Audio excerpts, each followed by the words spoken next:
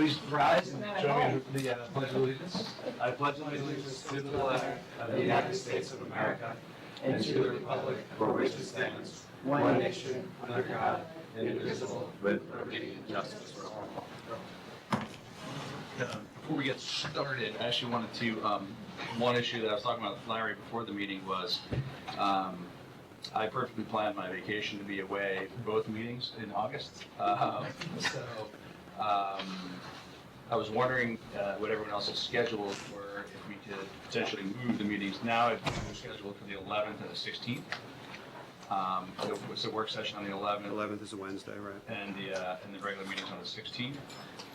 I'm actually away from the 7th through the 17th. So I Instead of the 16th to 17th? no, I was thinking of moving the regular meeting from the 16th to the 2nd. I don't know if anyone's on vacation the first week of August or not. That's the first Monday. First Monday of August. Which is blank. I will not be. Yes, it is. Okay. On the second. I am here on the second. Okay. We're not, since Can we do it Wednesday, the 4th? No, that's the planning board. how about the 11th? Is there anything on the 11th? That's the date of the work session. We Oh, that's already, the one I'm we already away, have yes. it. I'm happy to miss the work session. But we can also do it on the 23rd. That's fine. but That'd be the regular meeting. What about the I'm third? going that, I'm going on the. Tuesday the 3rd? Yeah, you, 20, that week I'm going. I'm here on the 3rd, yeah. Are you okay on the third? August 3rd. August 3rd. For the regular meeting. Tuesday. That's okay. Okay. So we checked Larry, but, so the 16th is now the 3rd. So that's And the 11th stays the 11th? a regular Or- meeting on the Does the 18th work for anybody? Right, can't you do this one? 18th is okay. Wednesday the 18th for the work session. The 18th. No. Your way. Oh, wait, but wait, I was gonna miss the 17th anyway. The 17th I'm gone, the 18th I'm gone, so. I don't care. I'm gone for both of them.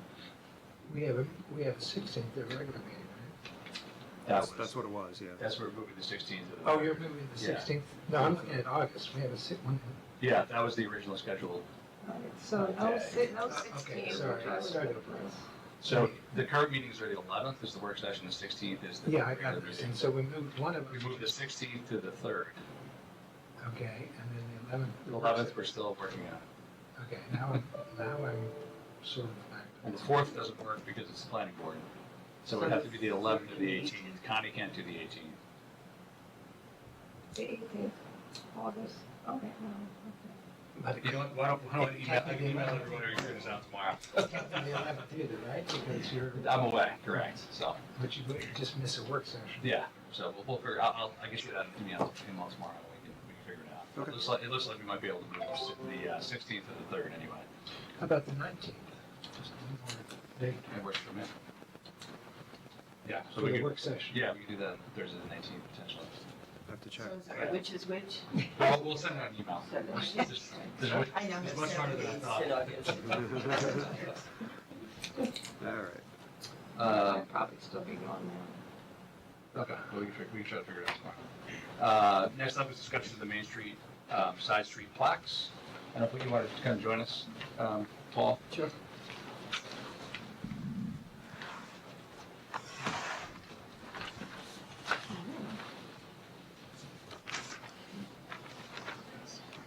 So if you want to update us from last time you ran, which was, Yes, so I don't even know when that was now, to be yeah, honest, it but, was a while ago yeah. that we've been working on this for 5 years. So we're hoping we can reach a conclusion on this. And since the last meeting, there were a couple requests from Connie. One was to make sure that the copy was similar in size on each of the streets so that we wouldn't have irregularities in the space or the size of the plaques. So we edited those down to make sure that they are very close to the same. Some are 8 lines and some are 9 lines, but we really did a lot of editing to get it to that point. The other question or request that Connie had was to to add historic Irvington to the plaques. And we had proofs made, and we looked at that, and after much discussion, we felt that if we had historic Irvington on top here, and you come up from Astor Place, it's going to be historic Irvington, historic Irvington, historic Irvington. It would be redundant. So we felt that that wouldn't work. And the plaques themselves really reflect historic Irvington. And then there was a question that Mark had. He requested the clock tower logo be put on there. So we had proofs made with the clock tower logo, and we put it on the top, and we put it on the side, we put it in a few places. And after a lot of consideration and evaluating it, we felt that this design, which has the name of the street right here, the graphic designer of Sign Extreme placed the stars, which we think is patriotic and a really nice break to the copy. We felt this is the simplest and most elegant and the best way to present the street signs. There's no redundancy. When you come up, you'll see this, you see the plaque in the sidewalk, so you immediately know that's Buckout Street. And so is the best way to present that. As far as the clock tower, these will be here, if approved, long after we're all gone, out of office, let's just say. And so we thought that in keeping with the tradition of the Irvington Landmark Preservation style of all of the plaques that we have in the village, that this was as close as we could come to that. Mark did ask to have a little bit more space between the bottom of the copy and this, which we added. It's not on this because I didn't need to have another template made, but I did show Mark a proof that we did separate that. So, so with all of that, this is the look. This is what we'd like to get approved on. We went, Connie and Mark, we went on site. The size fits in perfectly. There's a location on every single corner that this fits. It's not always exactly the same, different, but there's absolutely a space on each corner that would be easily have this. So as you walk up Main Street on the south side of the street, you'll see this before the street, and it'll be wonderful to actually a nice way to embellish and endorse the history of the village, because there's stories here about the Revolutionary War and a variety of other things that people can wonder, well, what is Buckout? You know, who is that, Buckout Street? But now you'll know. So, so I'm here tonight to request approval for this, and for the financing. I presented everything to you, and that was that for $12,950 is the cost to the installation and half the cost of the plaques. That's if it's done in 2 days, which Sign Extreme and the contractor to cut in the cement felt it would take. But in the odd chance that it goes beyond 2 days, there's an additional $1,200 for that, that extra day. And we will pay for, I think it's $6,750 for the other half of the plaque. So that's what I'd like to request. Okay. I would, thank you, Paul. I think the most important thing that happened was Mark's good eye to take a look at, and he was very insistent that we actually have this size. We put it there, and we see, you know, for real people, what would it feel like?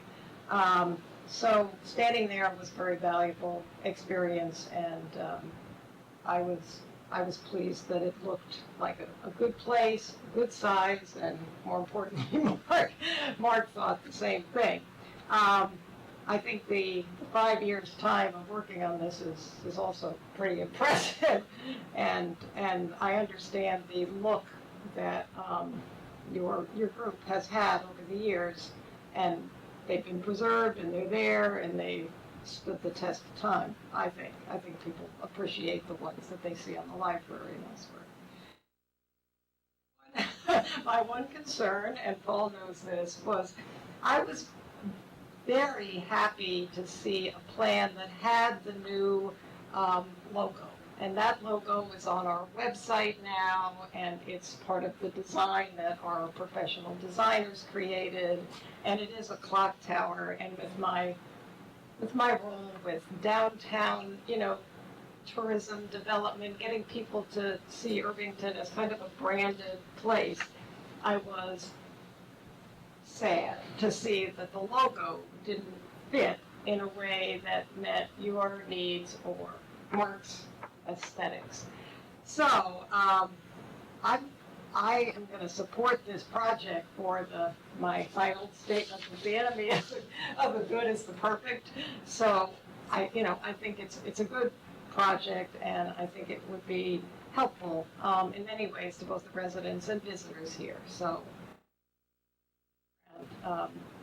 that's where I would stand right now. Thank you. Mark, did you want to weigh in next since you worked on it with? No, I mean, obviously I would have preferred the clock tower logo, but we're where we're at, and I'm fine with the plaque as it is.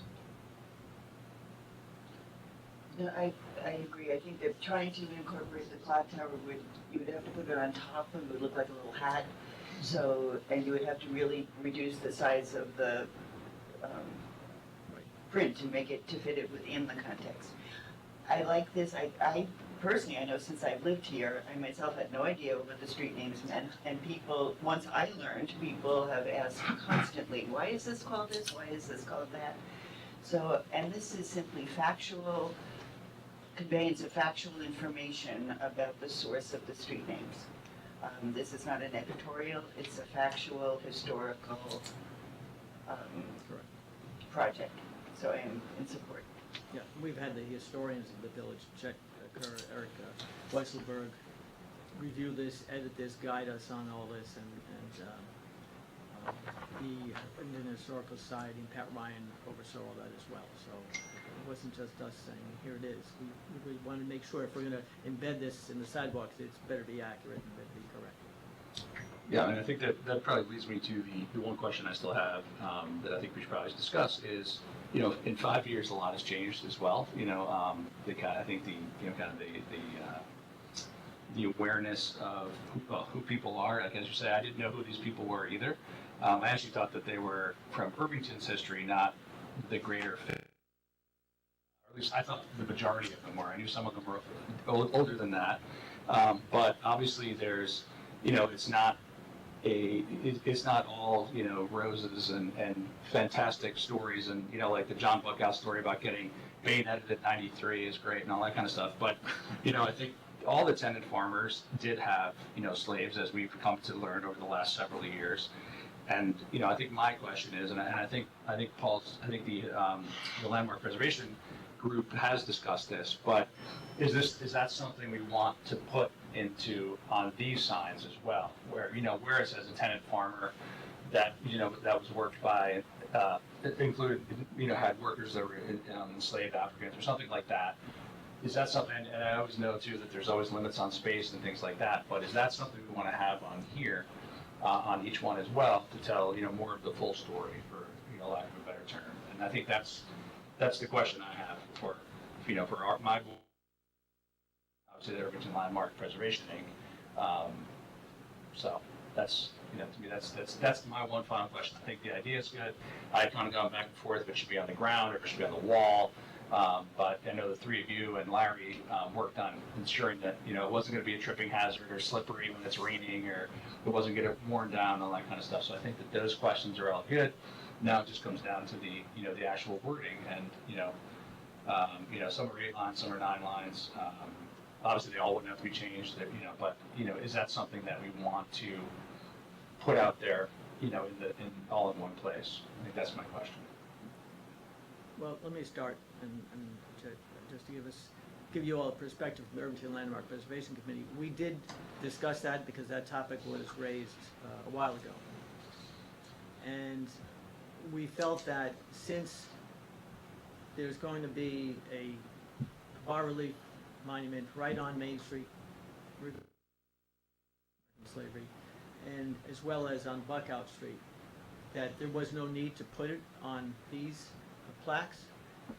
If the African American Slavery Initiative, they want to put on their sites that the people on Main Street were slaveholders, by all means, have them do that. I'm not trying to hold that away from anyone. They should go right ahead and put it on both sites if they want to do that. But as far as the plaques here, we feel this is the best way. And we think that there's going to be enough awareness that will be brought to the public by way of those two exposures, that if you walk up Main Street and this says, well, it was a slave owner, and then another one is a slave owner, and then, no, not this one, but oh, that one is a slave owner, then you're gonna say, most of them were, so it'd be awkward to put it on one, maybe not the other, and it's gonna be misleading then to say, wow, this whole town is filled with slaveholders. Well, the reality was, back then, that's the way it was. But we are giving acknowledgement to the African American slave owners, and as I say, if you wanna put the names of Buckout and Cottonelle and Dearman and everyone else on there, so that right on Main Street, by the school, go right ahead and do that. We have no problem with that. But as far as the plaques go, this is what we feel is the best way.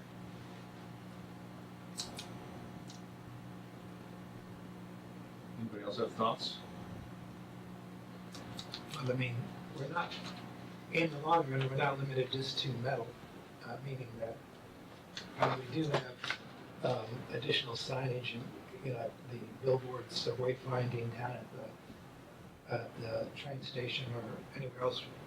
We could have a, you know, a code that links to a QR code or whatever that links to additional background information that we needed to add a more robust kind of narrative to some of this stuff. I mean, certainly we want the most basic narrative tying the plaques together, most likely, as a kind of, not to gamify it totally, but as a way of trying to say, hey, you know, keep your eyes open as you're walking up Main Street from the train station. You'll see these plaques that are there for whatever reason. You could include it at that level of statement, but I'm not sure. I'm a little ambivalent about adding it to every sign, but you know, I'll go with the flow on this one. I'm not the editorial person. Well, I think you're bringing up the QR code. We had long ago said that when we did the kiosks, that there were supposed to be 2 kiosks, one near the train and one at the Aqueduct Crossing, that one can get a lot of information about the village history. And I think not only can it show where everything is placed in the village, the South Buckout Street Memorial Space, for one, and I think the information you can even have, if I understand QR codes correctly, I mean, you can lead to a lot more dense information that's on the village site, the website. So, I mean, if this is the language that your group thought was a realistic explanation of those people, and some of them actually aren't slave owners. I think there were 12 slaves in 1790 in what is now Irvington. And I think that will be reflected in a lot of what Irvington does. So I don't see any reason to go back to your group and rewrite the text personally. Right, I think it's two different purposes. And that you're not in any way claiming, and we are not by approving this saying these are the only facts about these people. And there is another fact about some of them that needs to be recognized and needs to be publicized and is being done in a different context. But, and this is, I think, you know, it's not easy to reconcile how you do it, but you've obviously left out many other facts, you know, some good, some bad about. I'm not going to forget the meaning. So this is not easy, but I think for me it comes down to, is this a worthwhile project in the context of other things we're doing here? And I think it is. I think, I mean, part of what Paul said about when you come up and you say that, you know, this area was founded on the backs of slaves, is to me a little bit of the point why, because I don't think I think casually walking up Main Street, you might read it, and I think you'd see it, and say, geez, I didn't know Buckout owned slaves, or I didn't know there were slaves in New York. I didn't know there were slaves in New York until I was probably about 10, and I went to Phillipsburg Manor.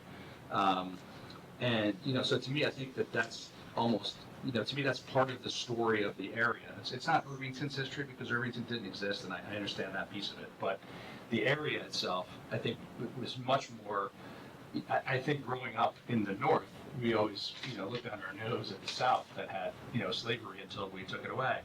But, for a couple hundred years, there were slaves in New York, and I think that's part of history that isn't, well known. I think it's getting better known, and I do think that our two projects are going to help that a lot. But I do think that the casual person strolling up from the city to go to, Mima, and they get up 6 streets, they would see that of the 6 streets they walked up, 4 of them had been slave owners, and to me it's a undertold part of history. I think that's important to appreciate, and I understand that this wasn't the plantation South where there were hundreds or thousands of slaves. There was a handful, but there's still a handful of human beings that were owned by other human beings. That it's part of the story that. I know I don't like to talk about it. I'd much rather it didn't exist, but to me. I go back and forth just because every plaque with that, George, it doesn't have to be George Washington, first president of the United States / slave owner. Like every time, it doesn't have to be there. That's definitely part of it. But to me, these plaques do seem to have a fair amount of information on them. It isn't just real basic. It's interesting. To me, this is really interesting. Reading this Buckout one alone is a great example. There's so many great little tidbits in there that, to me, one more tidbit that is much less attractive and less comfortable than him, being kind of a hero at 94 and living to 103 back when people probably lived to be 35 is unbelievably interesting.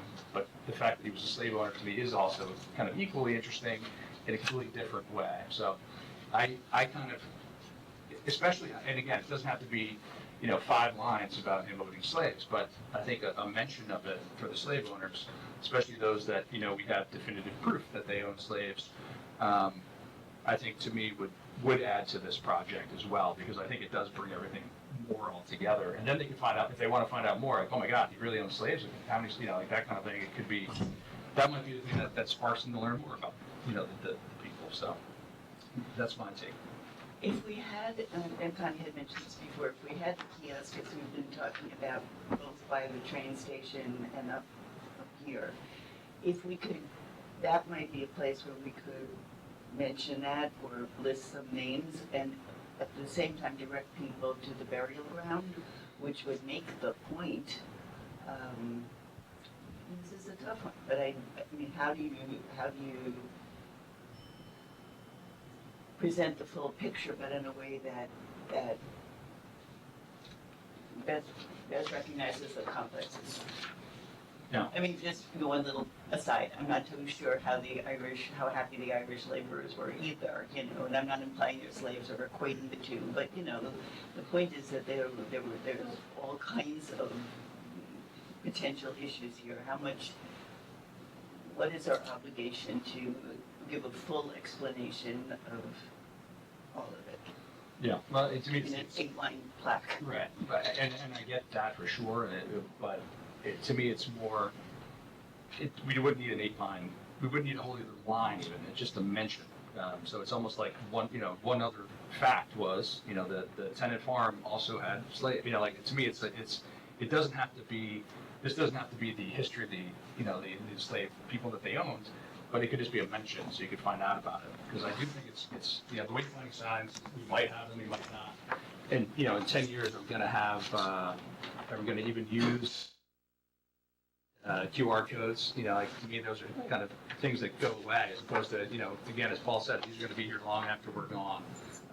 And, to me, these are kind of like really well done, and I think it's going to look really great. And, to miss out on having, if someone doesn't walk down Buckout Street or they don't get all the way up to the school or whatever, it tells a more complete picture. Is it going to be perfect? No, but to me, it's has a little more of that kind of other side of the story that hasn't been told a lot. So.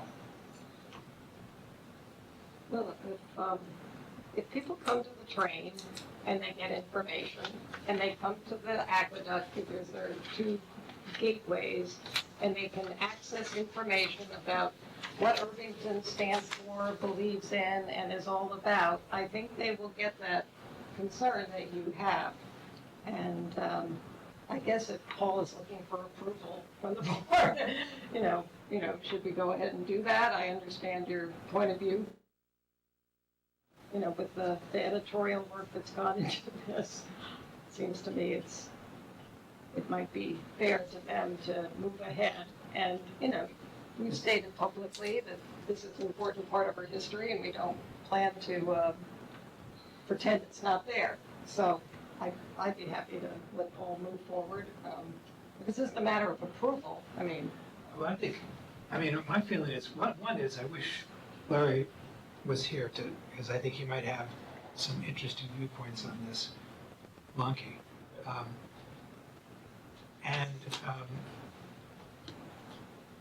I'd be, to take Brian's point, I'd be interested in, trying to understand what it would do to the volume of text. How would you add it? Is it a simple phrase? Is it, how do you insert it into the various places? I'd like to see someone take an attempt at that, to see how much, And I honestly don't think this would hold it up. 6 months to get this banged out. To me, this would be, by Friday we'd have potentially new text, and you could, bring it back, and you guys could approve it. We could, wouldn't even hold it up, in my opinion. But I think it's important enough that we consider it. We can take a straw poll, and everyone else thinks I'm overstating it. Or if Mark, maybe the middle ground there is, we can take a shot at editing the text and see what it looks like. that's my thought, is, how much is it?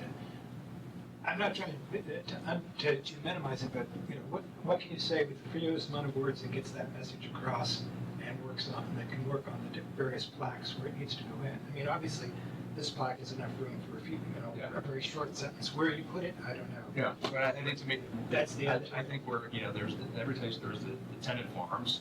You gotta mention that we're, often worked with, enslaved Africans or something like that. It doesn't have to be a long diatribe, but just a mention. So that way you say, I didn't know that, and then you could go to the QR code and find out more or whatever. That's kind of the way I look at it. Just the same way that, to me, the fact that he lived to be 103, I find mind-boggling at that time of the world. Maybe I want to learn more about this person.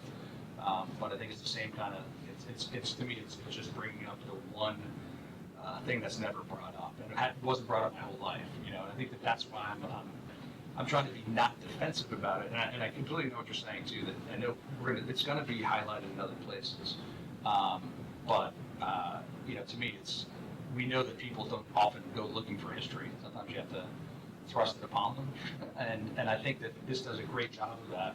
And I think people in Irvington will know a lot more about the street names. Again, I grew up here and I had no idea who these people were. I assumed that they were local guys, like the guys in the room here or something, as opposed to more historical figures from hundreds of years. Although one poor guy had Irvington taken away and had his name, Zierman, taken away when it was Irvington. But so I think that to me it doesn't have to be the lead, but it has to be part of the story, in my opinion. Yeah, I agree. It has to be part of the story. Whether it has to be specifically on each plaque, I think is.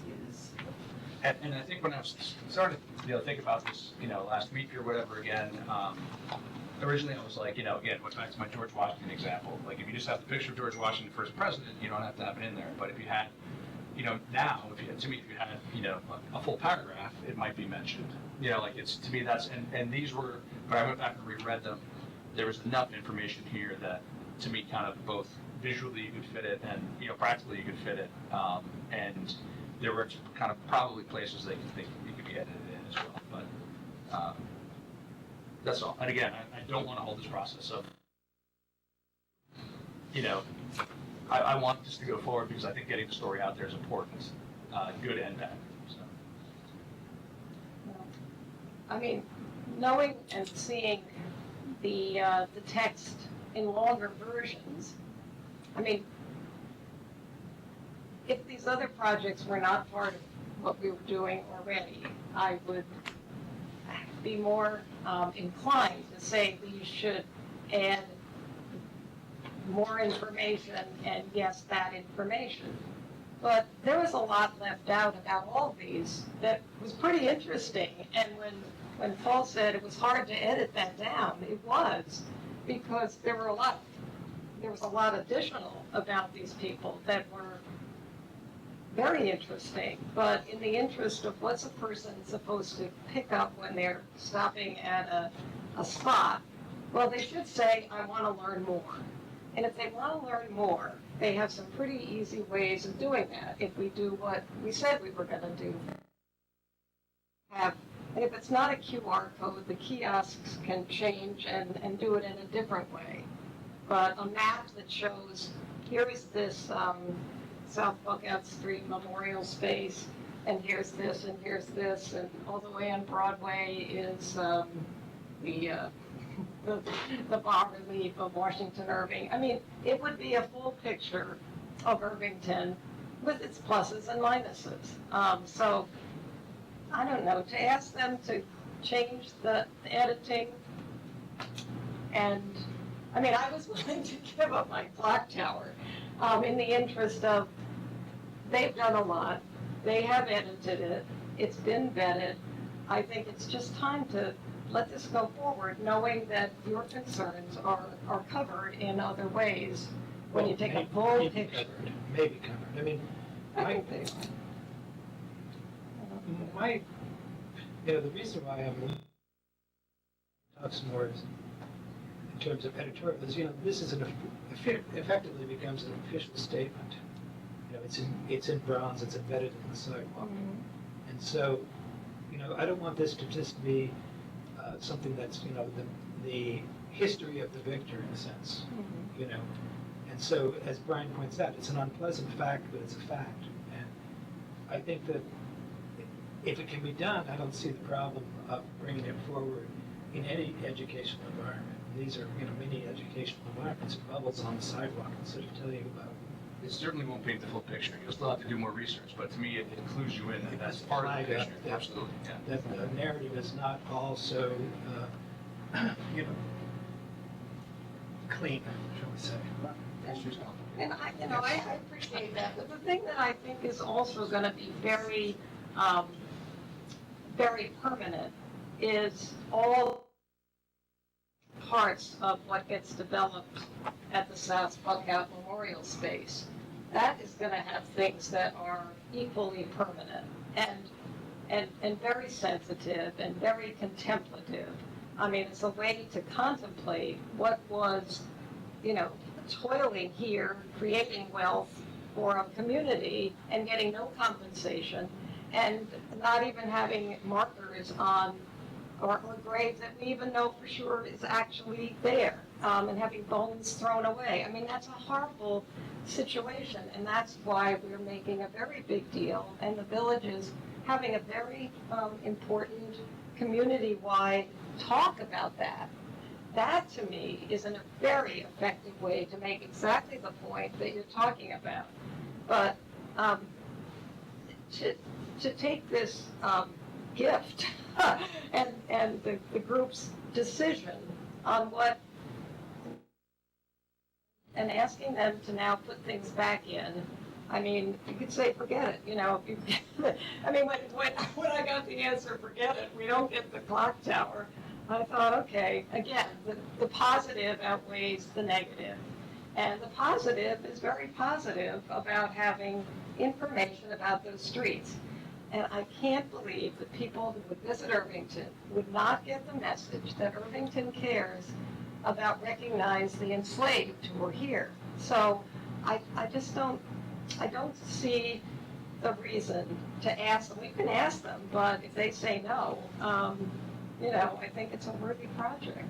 I think I understand exactly what you're saying, and as I'm listening to this conversation, I think one of the issues is that nobody's arguing that we need to recognize the reality of slave ownership in Irvington. Nobody's questioning that at all. And there are very specific proposals of how to memorialize that and educate about that.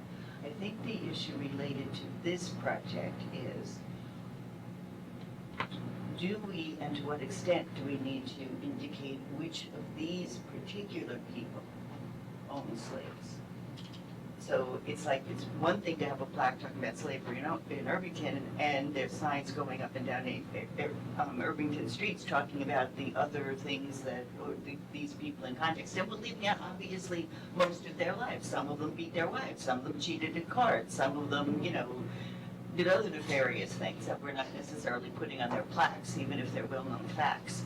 So, but to what extent, and if we do, how do we make a connection between these particular individuals who had streets named after them because they were prominent citizens, whatever prominent meant at the time? And if we were renaming the streets, would we do it the same way? I have no idea, but we're not going there. So what obligation do we have to indicate that fact about these particular individuals as we walk up Main Street?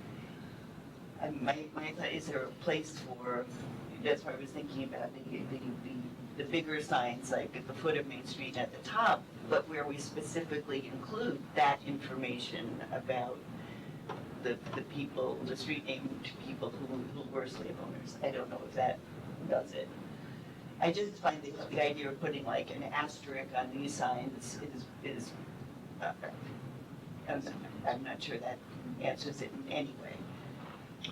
Well, one thing I know that would be helpful in the general, I think the general understanding about the slave ownership would be the context of how different this place was at the time the slaves were owned, and the point is that this was a very rural farming area, and there were very large estates and tenant farms. And to make that point, you'd almost want to have a map that showed you where the various farms were, and at that point, obviously describing which farms were had slaves or not makes a lot of sense. But you'd also see a lot more than it's not just Irvington focused on that point, because at that point you're looking at the whole area of Westchester County or whatever, however far south it goes in terms of the estates. So you get a sense that it's kind of more widespread, like common practice amongst a lot of the farms, and the communities were rural at that time. So there's something to be said for that context to be much more robust at some place. That's why I think the kiosk can carry that weight. But I'm not sure that absolves us of the need to make it a mention. Yeah, I mean, I also just think that there's a very good chance someone's only going to look at these. Well, that's what it's mentioned on the plaque. Yeah, again, it doesn't have to be contextual. It doesn't have to be, well, he only had one slave and he treated her really well. None of that. But just like the fact that it happened, to me, makes it, it just creates a more complete picture of the person. And then you can go look for all that other contextualization. But to me, it's an important piece of the story. Just like it is for me, George Washington, as I keep bringing back my example. To me, it's really interesting to me because I've always looked up to him so much, and then how could he own the slaves? And I think it's having those conversations and trying to work through some of that stuff, and not just saying, oh, we treated him great or whatever, like all those things you tell yourself to make yourself feel better. But it's like, no, you have to look at it at the full piece of it. And I think, yes, I'm sure, John Luckout had 28 other great facts about him, but the one piece that to me is glaringly missing is the fact that he was a slave owner, and to me that's, he might have had 3 other really cool things, but that's the one that kind of like, it's the end button for him. And it's again, you can say, well, it was, 1710 or whatever it was, but it's still like, yeah, he still owns slaves. Like, it's like, that's, and it doesn't say that we should rename the streets or we should whitewash things and get rid of all the street names and go back to the ABCs and all that stuff. But it's just, to me, it's a complete picture of him in a really brief way. Like, oh, geez, I didn't know he owned slaves. Interesting. Maybe I should find out more about slaves in New York or whatever it is. And it's like, same thing with French and Indian War. How many people know about the French and Indian War now? Maybe they want to look at that.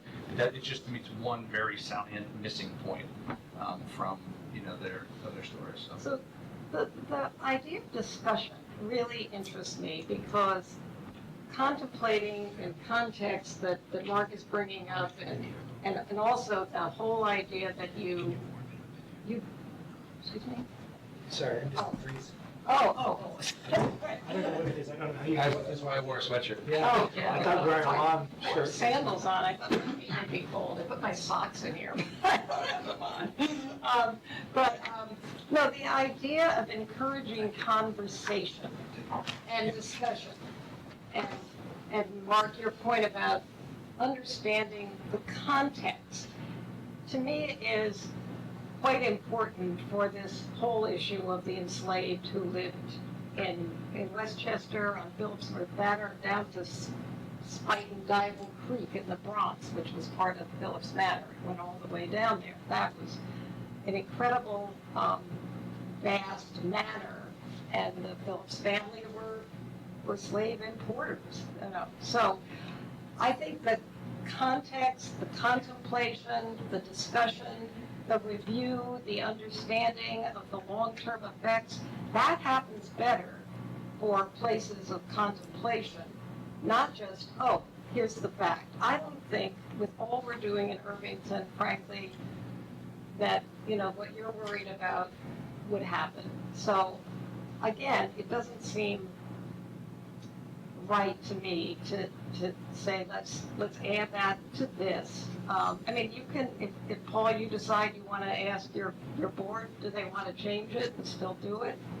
You know, I'm not the boss of the world here, but to me, it would be better to read these as they are and proceed with the ways in which we point out all the things that are positive and negative about the village and discuss them with kids and with adults. And I think our space, you know, we've talked about the metaphor of a circle. What is a circle? A circle is a way to connect the past to the problems of the present. There are a lot of things that can happen in that kind of context better, in my view. And that's why I think that's a really important place and way to do this. So, you know, enough said. I don't know. I don't think that any of those things, I don't think they're mutually exclusive. You can have a brief mention here that might create, if a little kid walks out one day and says, I can read now, and he reads it, he says, wow, that person owned a slave, that might be the place that story happens, not at the burial ground or whatever. I mean, you could say that about so many parts of. Yes, but to me, this is, I mean, comparing it to like Yeah, I taking know. the But clock wait, tower off. Wait, and no. slavery on. Wait, It's if like- you wanna put in things about, the women didn't have a right to vote during the time when these 6 people were alive. If- There were no rights for women. I mean, do you really wanna start doing that with these plaques? I think we should set aside the conversation now. I think, you know, I understand your point of view. I think I I understand think it's a big everybody's. difference than saying everything that was wrong in the world and not having women's suffrage, and saying the fact that he was a slave owner, Well, is to me, it's very different. to Well, me. I- It's- I think there were a lot of. Is there room on the streets for an additional plaque, maybe at the very foot, or on one of the other corners, where we put all of this in a bit of context, where we say we are, as you walk up this is way too long, but something along the lines of, as you walk up Main Street, you are going to see street names after people who were among the original founders of this village or the original settlers of this village. And something, you know, about this, the complicated history, and one of the realities is that these 6 people, these 4 were slave owners. And I don't know if there's other facts we want to put in as well, but to clearly link it, that it's not just, we're talking about slavery over here and we're talking about these individual street names here, but something to make the connection that, you know, this happened here and these people who we are honoring and who we named our streets after participated in this. And yes, there's a whole thing about historical understanding and historical perspective and people who did or did not understand in the context of their time that what they were doing, the full implications of what they were doing. I'm not getting into that discussion or whether they should have, but we can perhaps convey that fact that we're not just celebrating these people. We're giving information about why the streets were named, but we do perhaps have an obligation not simply to no holds barred, just celebrate their lives. Well, I mean, this is that level of information is precisely what you would do either on a kiosk with maps and other additional information. I don't see another bronze plaque, for instance, containing that. I think that's the wrong way to go with that type of information. Right, so instead of adding it in every single one of these, which becomes, No, I'm talking about the long, overblown statements and contextualizations and Yeah. stuff and maps and stuff. Obviously, they're but that lets these guys off the hook, not make a general statement about slavery, have something somewhere which indicates that we're honoring the, people who were the founders. But the reality is that these four, or however many of them, were also slave owners. I just think these plaques represent official history once they go into the concrete. So the fact is, to use a bad term, it's kind of whitewashing to remove any reference where we know that it applied to some other people. I mean, whether it's good or bad, what their background was, why they were slave owners, all those stories can't fit onto the plaque, in terms of, by good or bad, I mean whether it was standard practice in this society at the time. Obviously, from our perspective, it's not good. But from the perspective of what was going on in 1710, 1750, there was a much different type of discussion and sense of society. I mean, already Connie's pointed out there was no universal suffrage, so amongst other things. So there were a lot of things in for want of a better word, early American society that was lacking. And some of that stuff is still lacking now today, which is why one could make the argument of calling it forward, like Brian's making the argument, where you could find a short phrase that could be inserted that would then, return like that aha moment that would trigger someone to say, really? So I think we're going to be, we can discuss this probably for another 2 hours. So I think, Paul, my takeaway is we all support the project. We all support the design. Well, I guess there's a little dissension on the design, but I think we all came down to design works. I think where we have small but kind of major differences is just the actual text. And, I think that I don't think this will hold things up for very long. Maybe Larry Lonke would be the deciding vote if we try to put something in or not. I don't know.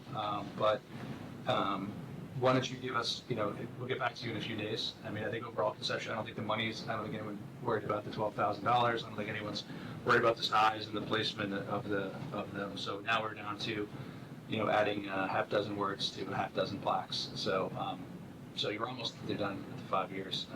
If I could just add something to this, and that is that, you have a very well-known sculptor in Vinnie Bagwell, who's going to be putting that bas-relief on Main Street. And that in and of itself is going to attract a lot of people coming to Irvington just to see her sculpture. So putting a reference, as Mark said, a reference there to all these people, that's fine. That's a perfect place, because more people are gonna go there than walk up the south side of Main Street. I guarantee it. And you wanna put something on Buckout Street by the contemplative monument there, by all means. You mentioned the whole thing about Buckout, fine. If you want to come up with a separate plaque to put in either one of those and write something to that, we'll consider that. But I've brought the concept that you discussed, Brian, with my committee on these plaques. We'd like to keep these plaques the way they are. But, because I think that there is enough exposure and reference opportunities particularly on the Main Street side, where the Vinnie Bagwell sculpture will be. That's going to attract a lot of attention, and that's where, if you want to say it, that's where you should say it, not on these plaques.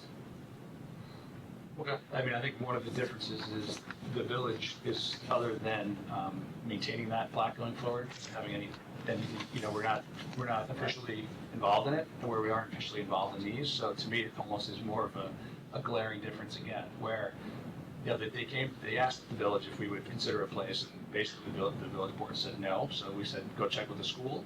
The school said sure. So to me, it's almost like the village is on the wrong side of this right now already. So.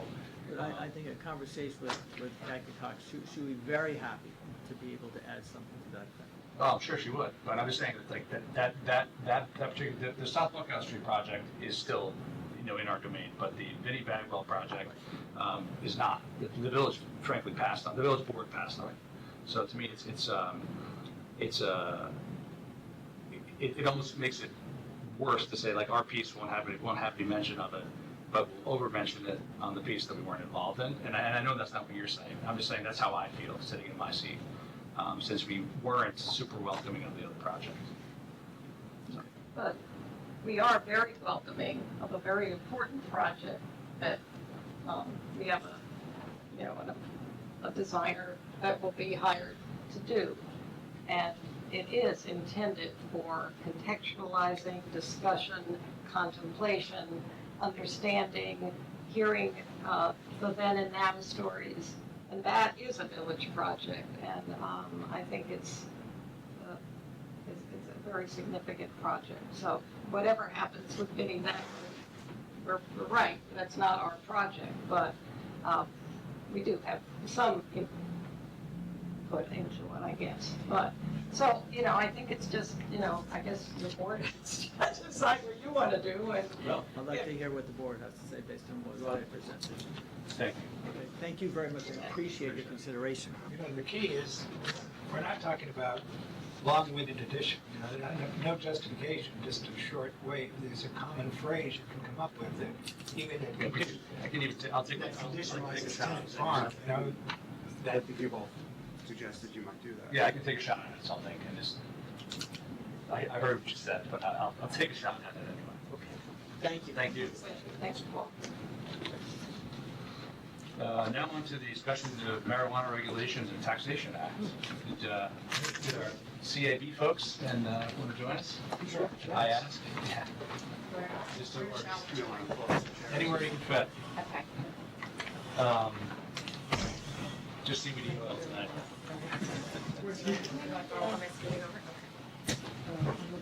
Joe, see where he's gonna go to. Hey, Joe. I was hoping if I sat my granddad, I could get one. You never sit by me. First time you ever sat by me. So, I'm hoping this is, and we've informally discussed this, we discussed it at CAB meeting, actually. Yep. I will kind of quickly sum up where I am. Could we introduce everybody? 'Cause Sure. Lisa Tomine is our grant coordinator. Oh, She's been with us for several years now, and does an amazing job, not only helping Chris and I with the CAB, but coordinating and organizing all of the grant information that's required. She provides Larry with all of the key info, and she's an invaluable part of our staff. Chris Raymond came on at the beginning of the school year as one of our co-chairs of the CAB. Chris and I and Lisa, I think, have worked really well together, and looking forward to the next year.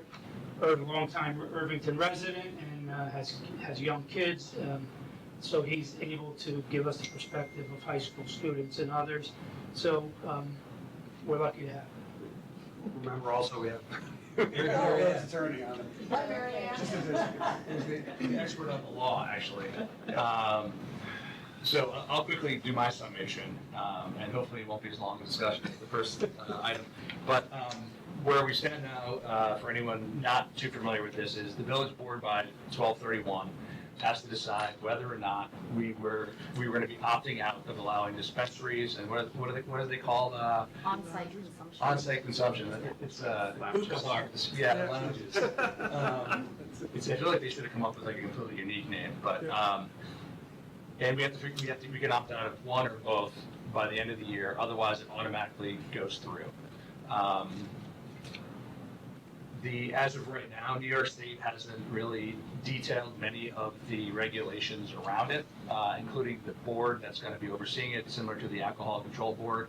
I think they've worked on the tax piece, which you can't get any taxes if you don't have a dispensary or a lounge in town. So if there's one in, Westchester or Greenburgh even, we don't get any revenue from that. It has to be in Irvington proper, or we don't get any of the revenue. The revenue we do get, we actually split with the county. And New York State gets the biggest chunk of it also, so good for them. So, You also have to split it with the town, unless the town opts out. that's right, so, yeah, so this So would, is it, just to clarify that, that wasn't clear, so if there's a total amount of tax in Westchester County, do we get a piece of that? No, we only get a piece of our piece. Okay. yeah, exactly right. That's what I thought. Small piece of our piece, but, A small piece of our own Um, piece. and again, if we don't opt out, we can never opt out in the future either. We're just locked in forever. And if we do opt out, we can either put it to a vote to request a referendum, or if we don't do that, there can be a passive referendum by permissive referendum.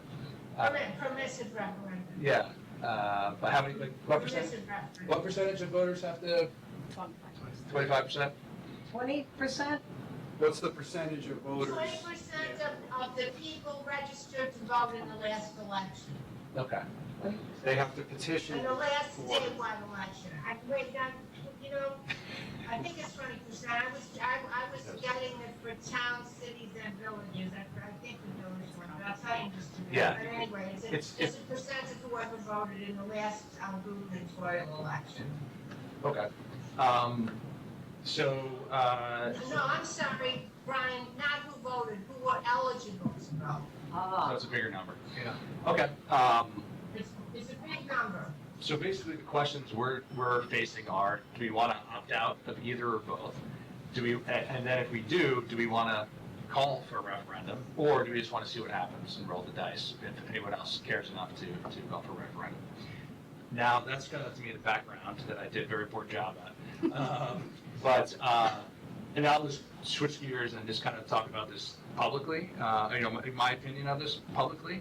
I'm not a big fan of prohibition. I've actually been a proponent of legalizing marijuana, but I think the way New York State's done this is super poor. I think the fact that, it's red light, green light is idiotic to me, and it's green light if you don't do anything is even worse. It was almost like when we had the 2% tax cap that we, voted against, even though we were below the tax cap, just out of principle. So, to me, I would have to be very persuaded to not opt out of both, at least until it became clear how everything was going to be enacted. But I would potentially, in the future, look into opting into one or both once things became clear. And that doesn't even mean, seeing how it worked for everyone for 10 years. It's more like clarity of the regulation and the administration of it to me. But as far as, where I stand today, I'm definitely leaning towards opting out, even though I've been a proponent of legalizing marijuana, and I'm hoping it happens federally Are because you looking at me for a reason? I smell something. But that's just personally where I stand, and I actually don't think. I think we should have a public hearing to get some input, maybe at our next meeting. But the problem is it's the summer, and there's a little bit of time sensitivity because if there is going to be a passive referendum, permissive referendum. Permissive, Brian. Promiscuous in order to get it on the November ballot, it has to be done by August, is that right? I think it's early August, Mary Ann, right? Yeah, no, it's probably too late because the question had to go to the Board of Elections has to have a question by August, or how it's going to go on the You think they ballot. would have figured it out? You have to have to call for the public hearing and have the public hearing, so there's not enough. So it's almost a moot point at this point. Yeah. So then it would be at a, Special election. it would be at a special election. Brian, can I just make one thing, you covered it well, but there's one thing that people should understand. You can opt out of one or the other. You can opt out of the retail establishments, or you can opt out of the on-site consumption sites, or you can opt out of both. And by the way, from And just similar, once you've opted out, you can opt back into one or the other, not or both. and just so you know, from a timing standpoint, Mary Ann and I talked about this in the last couple of weeks, and we recognize that while it would be nice to be able to put it on the general election where you actually have some voter turnout, although this year is kind of a down year, I suppose, the timing just didn't make sense to rush for through just to Yeah. hit some date in early August when no one's really doing much anyway. So, Yep. so that we didn't rush to do this, you know, the timing just doesn't work for that. So just recognize that if you do end up in an election, it'll be a special election, so. Yeah, and we Which is a cost came to of the that. conclusion that we wouldn't be able to do anything until September. Unless it was pushed to next year's election, right? You can't. You can't. You have to do this by December 31st. No, the Well, referendum the does not referendum have could to. be happening after, but it's a We pretty have short to- window after. You have 45-day window, so it would have to happen 45 days after. Right. But Mary Ann, just as a point, so if the board passes a resolution to opt out, is it 45 45 days that the referendum has to be held within? Is that off the top of your head? But it's not, 30, hold on, it's Sorry, for this, yeah, 30 days. yeah, 30. there's different It's rules for 30 days, towns. so Oh, you would vote, and then they've got 30 days to, file a petition. So Brian, even what you were talking about, could only get on the November ballot if the board itself calls for the referendum. If you opt out and say, we're also calling for a referendum, it's very unlikely that it could happen in November. If you did everything really quickly now, it might be possible to go in and get a court order to let it be on the ballot, but I don't know that you want to go through all that trouble. Yeah. Just let there be, you probably end up paying more for the legal fees doing that than you would just having a special election if the citizens come forward. And it's actually, I verified, it is 20% of the people registered to vote in the previous village general election. So I don't know if you know roughly the number of the people who voted, who were registered to vote in the last election. 20% of them would have to sign petitions. It's Pretty probably significant. 4,000. number. 4,000 people voted. 4,000, yeah, so we're thinking it's probably 4,000, so 20% of that's a big number. And, I mean, again, I don't speak for the rest of the board, but, you know, to me, I would rather have the discussion on our own time frame with the residents as opposed to being forced with, you know, to me, that's an artificial fact that we're giving that, you know, kind of opportunity to have that discussion on our time. I don't know why anyone would call for it, but then again. I don't see any reason why there would be enough information to make an informed decision in November than there is right now. That to me is my concern. Because there's just Yeah. not enough Okay. details, there's not enough information to make an informed decision about whether this is okay. Yeah. And will operate the way we hope here in Irvington. So that would be my concern about, like, you know. Yeah, and to me, it's like, you know what, if it turns out that there's a large minority even that wants to talk about this, I'd be happy to start the discussions in January, or like as soon as the information was available to us, how New York State was gonna operate everything. Because again, I'm not calling this the gateway drug to hell, and, you know, this is, you know, I never wanna see this in town. You know, so I think that, and I haven't heard that from any of my board members, frankly. I think we're willing to have an intelligent conversation about it when we see how it works. I feel like New York is not a trailblazer in this. So the fact that they don't already have a plan blows my mind, because there's several models to go by now that they can do Googled it. You know, so I find it kind of disappointing that they waited and waited and waited, and then they're like, yeah, we're gonna have a plan, but we gotta get it into our budget. So it's bizarre. It's almost like, you know, they were hoping people weren't paying attention and they just opted in by accident. Like it's one of the stranger proposals I've seen in a long time, so. Well, I would be interested in any of your general comments, because we've kind of heard a little bit from each other, but just what you were thinking and what concerns you had when you said, I think I do more. Right. What were the things specifically that you'd say, boy, I'd like to know this? Yeah. I'm gonna let Joe Yeah, jump in here, 'cause he's. Yeah, the main thing was that, and we've had these discussions at the CAB, at the executive committee level, also with RPAC and in conversations with Dr. Harrison.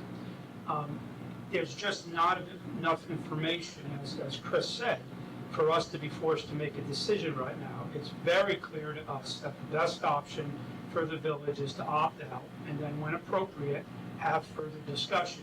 Because there are a lot of concerns that we have on the impact that this could have on students. And looking at the stress they've been under the past year and a half, and the mental health issues that we're going to be dealing with the young people in this country, much less this community, have to be looked at whenever this topic gets discussed. It can't just be something that's negated.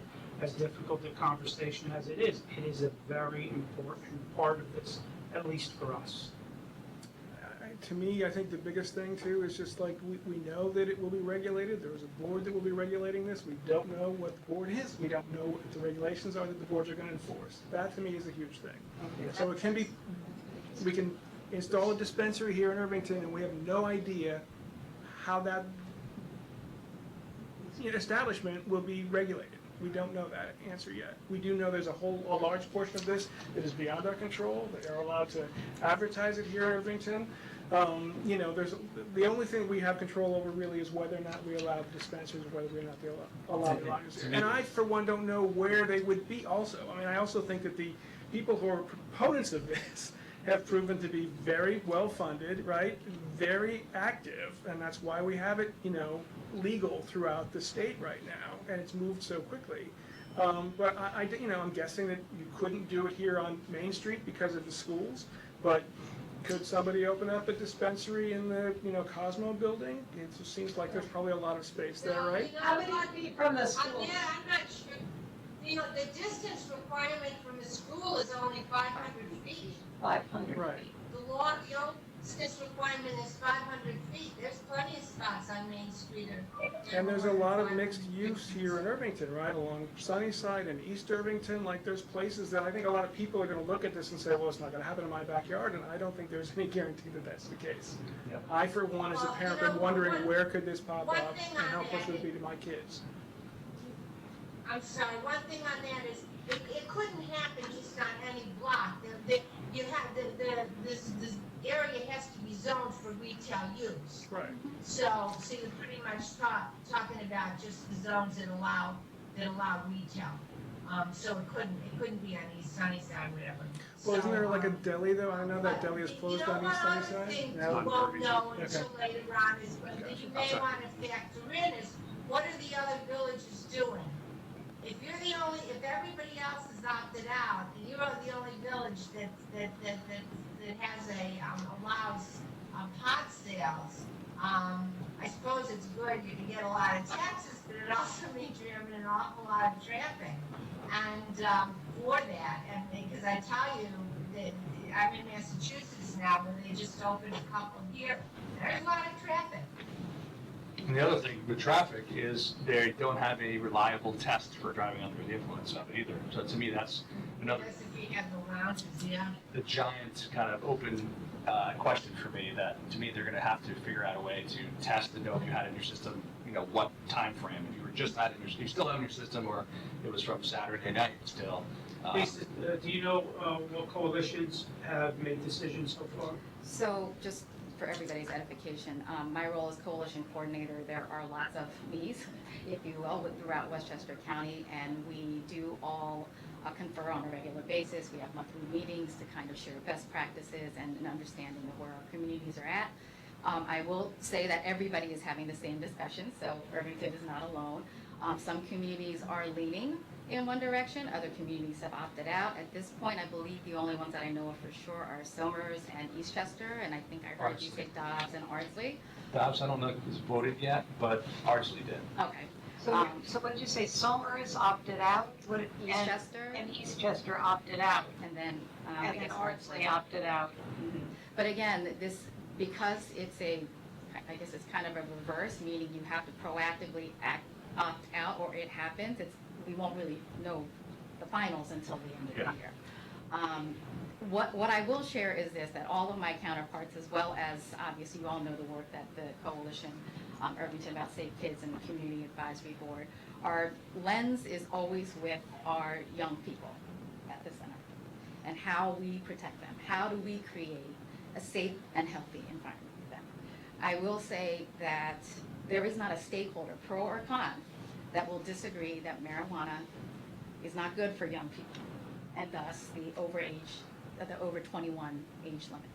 So I want to kind of set that as our backdrop, because what we already know from decades of research is that normalizing a substance, no matter what it is, and creating increased accessibility results in increased initiation, earlier initiation, and increased use by young people. So we kind of already know what's going to happen. We can't do anything about the fact that marijuana is legalized, if you will, but we do have the ability to affect what our kids are exposed to, how easy it is for them to access it. So I think that's kind of the cornerstone question that we're having to deal with right now. There is a lot of research for that. I mean, I didn't bring anything with me, but I'm happy to provide whatever research I can provide to back this up. But there is a lot of research backing use, especially frequent use, with mental health disorders, negative mental health outcomes, negative academic achievement. I mean, it's not a secret. It's out there for everybody to see. So we're extremely concerned about how this is going to impact our young people. The other immediate concern is exactly what Chris alluded to. We know nothing. There are 2 offices that are being created. Even the industry, as its best guess, has said that they don't expect actual sales to occur until end of 2022, 2023. So you can think about what are the regulations. So who is going to even staff these offices? We don't even know that, let alone what regulations there are going to be. How will the products be secured? Will there be a requirement for that? How do we kind of regulate how secure these things are, right? I mean, these are desirable substances. What kind of products are sold? We have no control over that as a municipality. They've made it very, very limiting to local municipalities, other than strictly time, place, and manner. It's all reasonable too. And So we don't reasonable. know So what that you can't zone them out of your town, if you will. So you could as means. And is 8 o'clock reasonable? Midnight Exactly. reasonable? We don't know. So there's a lot of room for, I guess, tension's not the right word, but for pushback in terms of, well, how do you define reasonable? The other thing is advertising. They have not commented on that. I believe that the legislation was written so that they will have purview over that. Now, it's expected that they would, and if they follow the laws of, if they follow along the model of the of alcohol sales, that they would allow advertising within the jurisdiction or within the parameters of what your village or town would allow, but we don't know that. We just know advertising is in their purview. So that's a big question mark. And then, of course, youth are, as it stands right now, they're allowed to enter dispensaries just as they are liquor stores. So you're talking about, whether it's parents or kids entering these stores, and not just with marijuana on display. We have no control over the types of products. So we're talking lollipops, we're talking gummy bears, we're talking, brownies, cookies.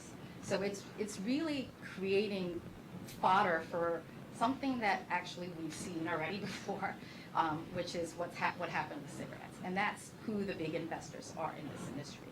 So we're really concerned about where this is heading when you combine kind of the negative impact that we know it will have on youth, combined with the fact that we have very little knowledge of what the regulation is going to be.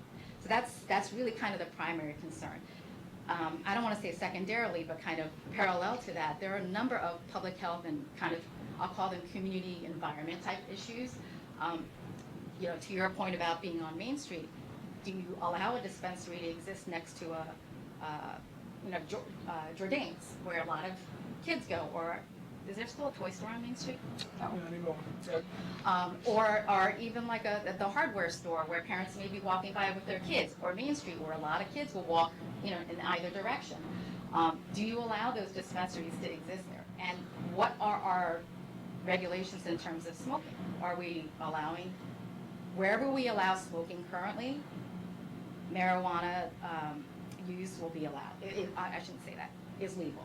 So there are a lot of things that need to be taken into consideration, in addition to what Brian alluded to, impaired driving. And even if we don't have on-site consumption lounges, if they're allowed to purchase at a dispensary, and there are public spaces where they're allowed to use legally, we've got some serious concerns, right? People coming into the town, purchasing, using, and potentially driving around. I'm sure, I know Chief Pignatelli is very concerned. We have no standards. There are no available resources to them, or reliable tests for them to use to gauge whether somebody is impaired when using marijuana, like we have for alcohol. It doesn't exist. I think I guess when people see dollar signs, there's a tendency to kind of really want to look into it. But in none of the states that have legalized so far have the revenues, the promised land of kind of filling the budget gap or producing major revenues. None of it has come to pass. They're all struggling, just as they were before. I just want to make sure I don't forget anything. And we do want to think about, one of the things I do like to point about is inadvertent harms, which is, you know, in all the states that have legalized, they've seen a huge spike in accidental poisonings. Kids can't tell the difference between, little kids can't tell the difference between, you know, a real cookie and a marijuana cookie. So accidental poisonings in emergency departments have been a huge concern in these states. And then you've got other issues that are going to come into play. Workplace issues. What does this mean? What are we providing for? Where will we allow playgrounds to have to allow smoking if they already do? And I will add that a lot of municipalities have already moved to enact more public bans on smoking because it will accomplish this, and to modify their zoning laws. Thank goodness we have our part non-smoking. And I will tell you, there are many municipalities that it doesn't exist already. Right, it actually came up in a conversation with colleagues last week. I was shocked that some of them were saying it's not banned in their parks. So, I mean, the bottom line here is there really are just too many unknowns. Questions. And the prudent thing to do, it seems, is to at least have a better understanding of how this is going to be regulated so that we can better understand what the short-term and the long-term impacts are going to be before making essentially what's an irrevocable decision. We can't go back. That's the difference. So Lisa, you did a great job, by the way, thank you. I think the information and your focus, as you said, is on youth, on kids. And this, you know, I guess to be clear, this is about 21 and over, this law. And you're not making comments about the effects on adults or anything like that. That's not your mode, your area of expertise. So, you know, I think the unknowns are incredibly unfortunate. I think it's really sad that we're put in this position.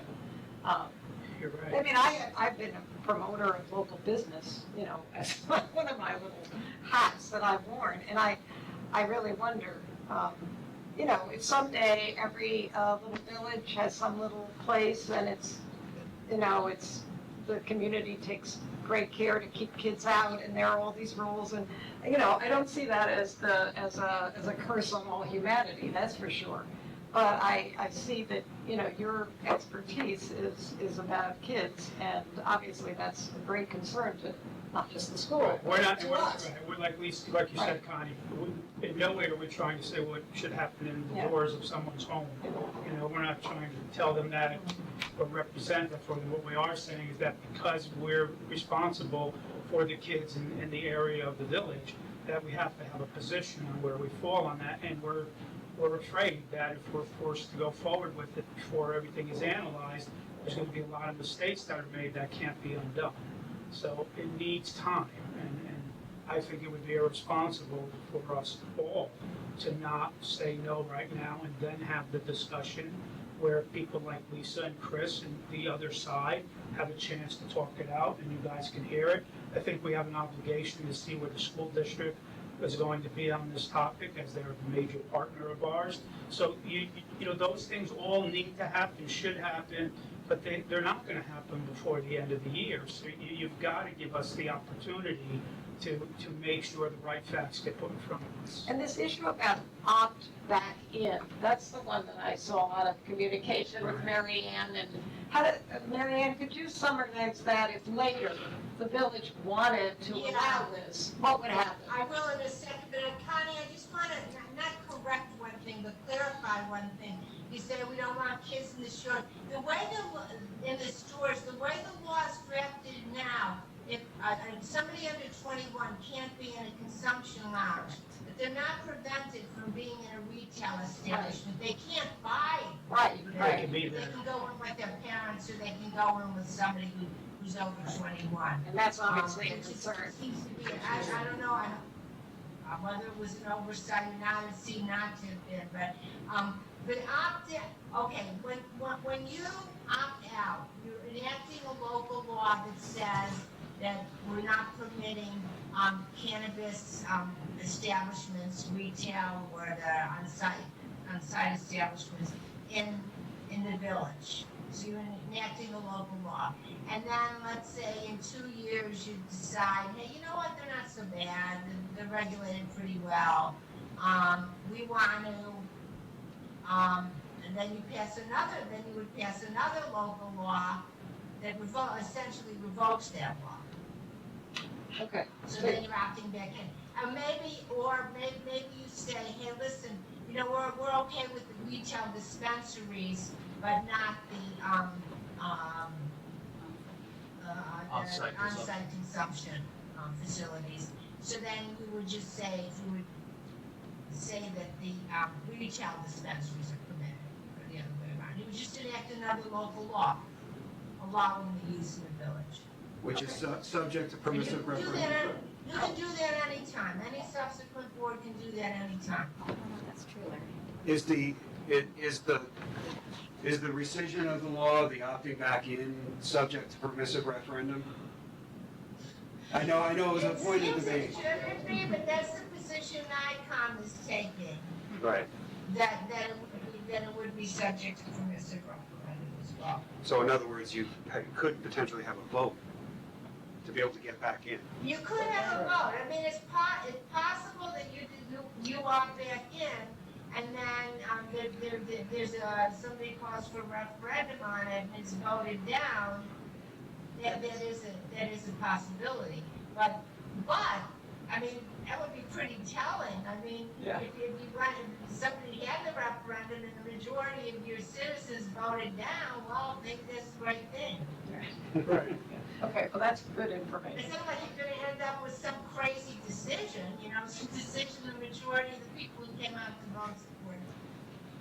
I don't see any reason at all not to opt out at this point. There's nothing in it for us now. If there's enough interest in the community with, you know, making this legal, that would happen after robust discussion, believe me, with lots of people telling us in great depth what they think. And then it would have to be a referendum. But at this point, there's nothing in it for us. Not only that, but if Ardsley opts out and our neighboring Rivertown villages opt out, then the only place that is going to be opted in is Irvington. We put ourselves in the position of being a magnet community for people who do want to buy and consume. And I don't consider the buying and consuming marijuana an evil per se. Obviously, there are concerns and consequences, particularly with kids. But there's nothing in it for us right now to not opt out. That is right, that's exactly right. You can reverse that decision, you can't reverse the other one. If you opt in, that's it. Don't think you can limit the number either, right? Like, as of right now, Marianne? So if we, No, right now, it doesn't look like, well, so all it's Bridge Street could be. conceivable that would be in the regulations they come up with. That's the sort of thing you want. They may have distance requirements or something. Yeah, You know, but we don't know yet. They can't have one, you know, within a half mile of another. I don't know. That we don't know. But, could you put a limit on the number? Well, it'd be a little bit tricky the way you have to do your zoning, because you really can't treat it different from other retail establishments. Like right now, you couldn't put a number on a limit on the number of liquor stores. So it would be tricky, and it's the sort of thing that I think if you, and that's one issue that I see as being litigated in the future. But I don't think you want to go there. You know, Someone else litigated. You know, the last thing I want to say is I know Larry had a chance to see it, and so did Brian. For those of you who haven't been lucky enough to be part of the CAB, especially the way we run it now, which is with enormous student input. And student, you know, Chris and Lisa created a student, like a leadership club that will help us set agendas for the meetings coming forward. But we had this as a topic at one of our last meetings, if not our last meeting, and then we break out into subgroups where the students are given questions and they talk about the topics. And I'm going to say that when we start in September, the conversation will be much different with the students, because as I remember, a lot of the kids had no idea this was even a law, or that this was happening. And so most of them were, I think, a little taken back. Some had good opinions, some weren't sure. But I think when they all know more, it's going to be interesting to see what their take's going to be on it, which is just another reason why we need to get more information, and we need to make sure the students understand things. So, They were fairly open-minded when they entered into it. They Yes. acknowledged that there could be medical benefits to it. They acknowledged there could be, financial benefits to it. But when they thought about it and heard, what was going on, the consensus really was like, why do this now? Yeah. Exactly what you just said. It's just like, there's not enough information here to make an informed decision on it. So sure made it easier for us to maintain where we are. on it, Yeah. That the students felt that So way. do we know any community in Westchester who has opted in? Well, we don't know for sure because you don't opt in. You just don't do it. Oh, yes, Right. that's said, Oh, sorry. nobody opts in, it's the law by default. Right. That's the law So by Lisa default. knows some of that, I think what you're asking. Yeah. Right. Yeah, well, then let me ask it in a different way, that you have heard publicly that they expect to do this. I believe the Yonkers mayor has come out publicly and said that he intends to allow it. I know Ossining is leaning in that direction heavily with their town council, I think it's a town council. I've also heard, but not verified, Mount Vernon. So you kind of start to get a picture of where these types of businesses tend to land.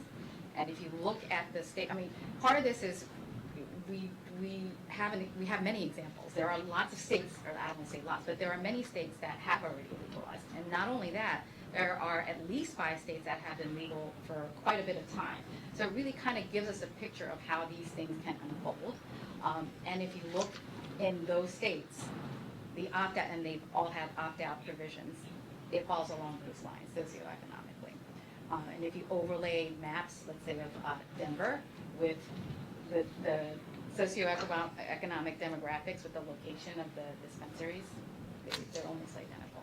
So, we're in a little, Meaning what socioeconomic group has? the lower, the disadvantaged communities, less affluent communities, the higher percentage minority communities tend to have them. It's very, very similar to liquor stores and bodegas that would exist, kind of like what we would think of in the alcohol industry. So, there's nothing, the ship has sailed in terms of marijuana being legal, but there's nothing we can do about that. The only impact we can have right now is really just, and again, with the lens of protecting our young people, it just seems prudent to take, and I don't even want to say, I hate the word opt-out, it seems like you're missing out on something. I think that was by design. But just to pause, take a pause, let's really do our homework. We can't afford to get this wrong, right, when it comes to, we can't change our minds. This is not necessarily our final position. Right, that's what I was But asking it's a about. sensible position now.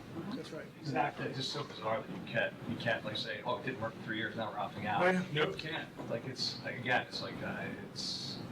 Oh, I guess yes, they want unless it's tax trying to revenue. force your hand. Yeah, they just want tax. Well, for lack of a better term, it does feel a little bit like we're being bullied into making a decision. Kind of, it's a true David and Goliath situation here. There's a lot of money behind that industry. And make no mistake, there's only one motive. The almighty dollars. It's all about profiting. And it's a huge industry. And when I tell you who's investing in it, it's the usual suspects. Altria, who owns Philip Morris, the tobacco industry. I know Budweiser has some investment going on. That's like the latest trend, is combining alcohol and marijuana. We kind of see where everything's headed, and it's really difficult to stop that train now that it's left the station. So we really have to kind of take advantage of what tools are left to us right now. And again, young people, no moral judgment here, but it's really not a conversation about that. It's really about protecting our. Another one more interesting fact is that because it's still illegal on the federal level, it's almost all cash. So it's a strange danger because they can't use banking systems, so they have to have large amounts of cash on hand. So that's created some interesting break-ins because it's safe still as cash and drugs. Asking for trouble. Yeah. Well, So there's 2 topics that I want to make sure that I cover tonight.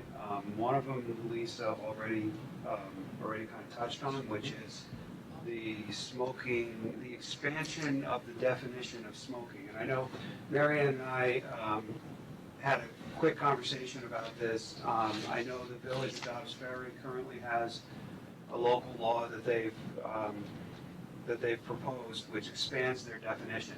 Frankly, it's not just marijuana, it also expands it to include vaping, which many of us don't have on our books. So, so I think, you know, the impression I got here, and this is what I want to get some feedback from the board, is that you want to do the same, to at least expand the definition, but also consider whether to, Larry, go ahead. Larry, are you trying, I don't think you mean expanding, well, do you mean expanding the definition or expanding the ban on smoking? Well, through two things, I was about to get to. Streets that- Right, so either, so expanding the definition to include vaping, you know, electronic Vaping, delivery, cannabis right. smoking, yeah, right. Right, yeah. and then also to expand the locations where you may be banning it. So, right now, I think we only have it banned in our public buildings and parks, I think, but, anyway. Well, the parks, I'm not sure you've even got it in public buildings. We may You not, have it in yeah. parks and the rec thing, but, I'm not We'll look sure at it. about that. Yeah. Right. So those are really the only two avenues as just, you know, as a village that you can impact, which is how you define and where you designate non-smoking vaping, how you define areas. And then the second thing is zoning. So even though the legislation is 500 feet of schools, it doesn't prohibit you from expanding that. So that is another area that you can look at. And I would suggest, I know other municipalities have done this, is to overlay what the existing legislations are onto a map of the community to kind of see and overlay that with where the retail zoning is, to kind of see where the potential spots could be for stores, you know, if they were to come and to Yeah, think but about. you don't need to, if you're opting out, I would not, if what you're planning on doing is opting out, at least for the moment, I wouldn't go there, I wouldn't look at the zoning, you're just saying it's not allowed. At whatever point, you're either forced to opt in because of a referendum, or you decide to opt in because you're comfortable with the regulations that the, advisory boards come up with, then you can look at the zoning. And hopefully by then, there'll be a little bit, more clarity on whether you can limit the number of places. Right now, it's certainly not clear in the law, and I would, an argument could be made is the law does say it has to be 500 feet from the school, so you can't then go on and say it has to be 2,500 feet from the school. An argument could be made. But anyway, those kinds of things could, hopefully will become clearer with some time. But you don't need to look at the zone, I would not look at the zoning now. If what I'm hearing is you're headed in the direction of opting out, so don't worry about the zoning now until, like I said, you've either you've opted back in or the referendum is indicated there. But the smoking thing, I think, should be clarified, because right now, I mean, at the moment, anybody can be smoking marijuana on the streets and there's nothing you can do about it. Because it's legal now. And we don't have a smoking ban on the streets, just like you can smoke cigarettes, you can smoke. I don't think that our, I'll double check, but I don't think our no smoking ban is, defines it as just tobacco.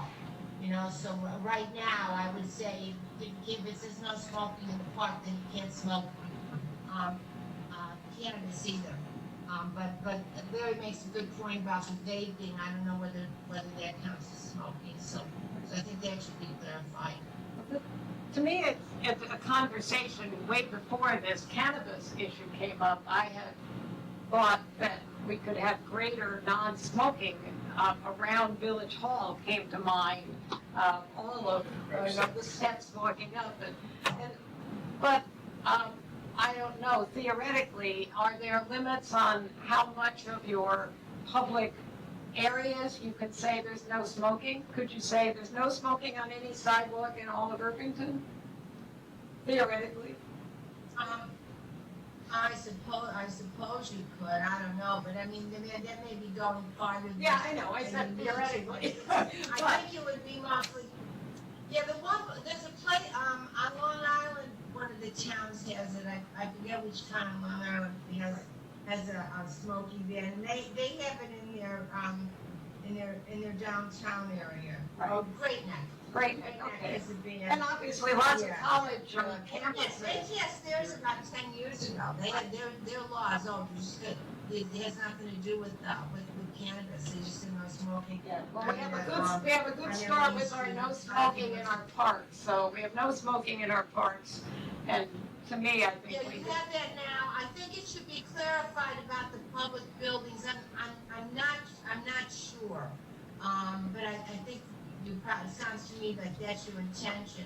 And then I guess the question is whether you also want to ban it, on the sidewalks on Main Street, maybe you want to say Main Street and the adjacent streets, whatever you want. I would certainly want to put that on an agenda to discuss. Right, okay, so that was my question, is do you want to discuss that? I assumed you did, but.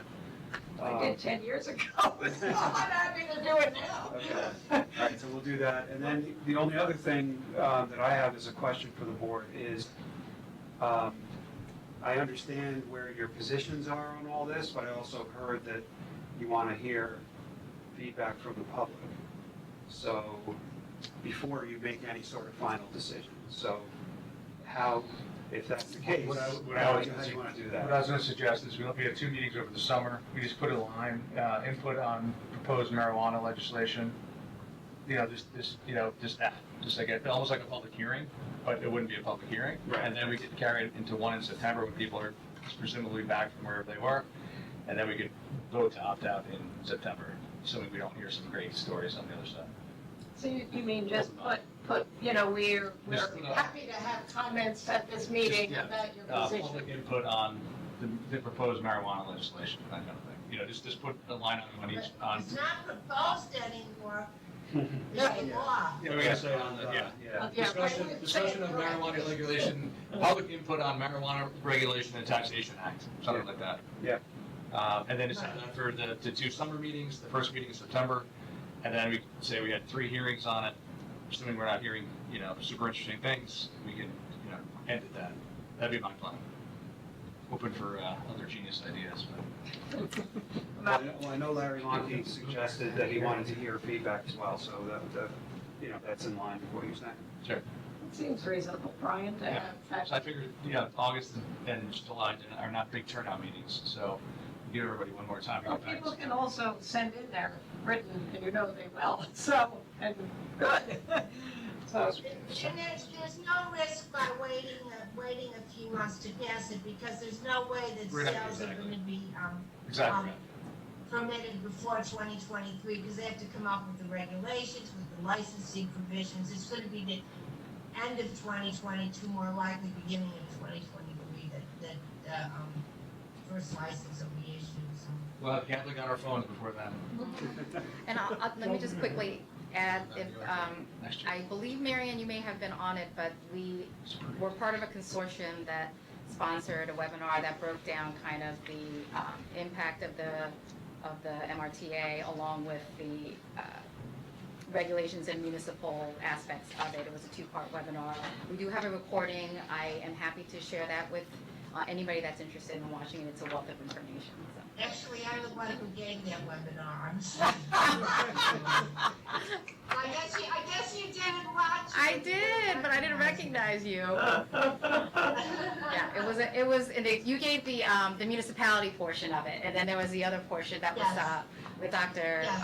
Weiner. I had actually recommended the other part of it to the board. I thought that was really informative, especially the one with the guy who I think he was a psychologist. I thought he was really Yeah, helpful. Dr. Aaron Weiner. Yeah, he's done a lot of work in this area. Yeah. Lisa, that's the one that No, we no, use no, coalition no. money for, to pay for, just so you know, our grant money helped to pay for that study. Yeah. well, Okay. Marianne, we know you're a leader in this stuff. We always depend on you to dig in, so thank you.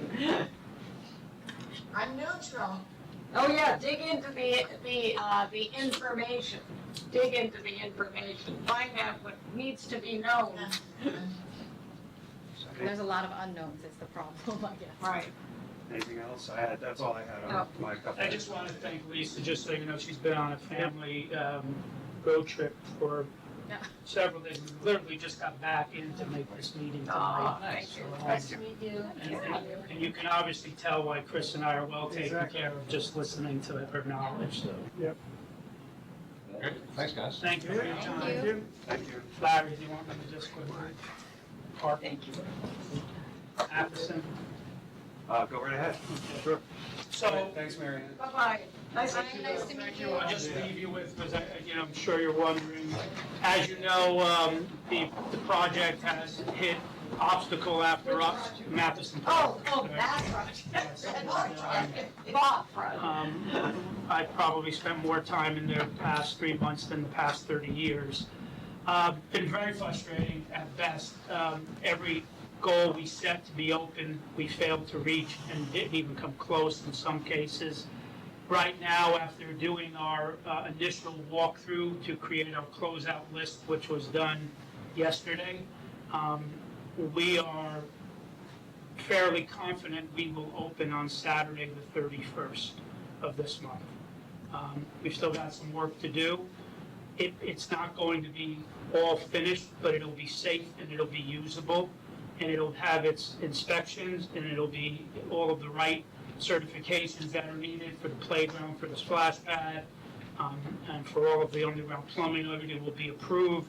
So again, we will be able to open on the 31st. It may not have every aspect of what we want, but we will be open that weekend somehow, some way, Including the splash pad? including the splash pad, unless something, again, to put the material down for the splash pad, it says you need 5 days of over 80-degree weather and no rain.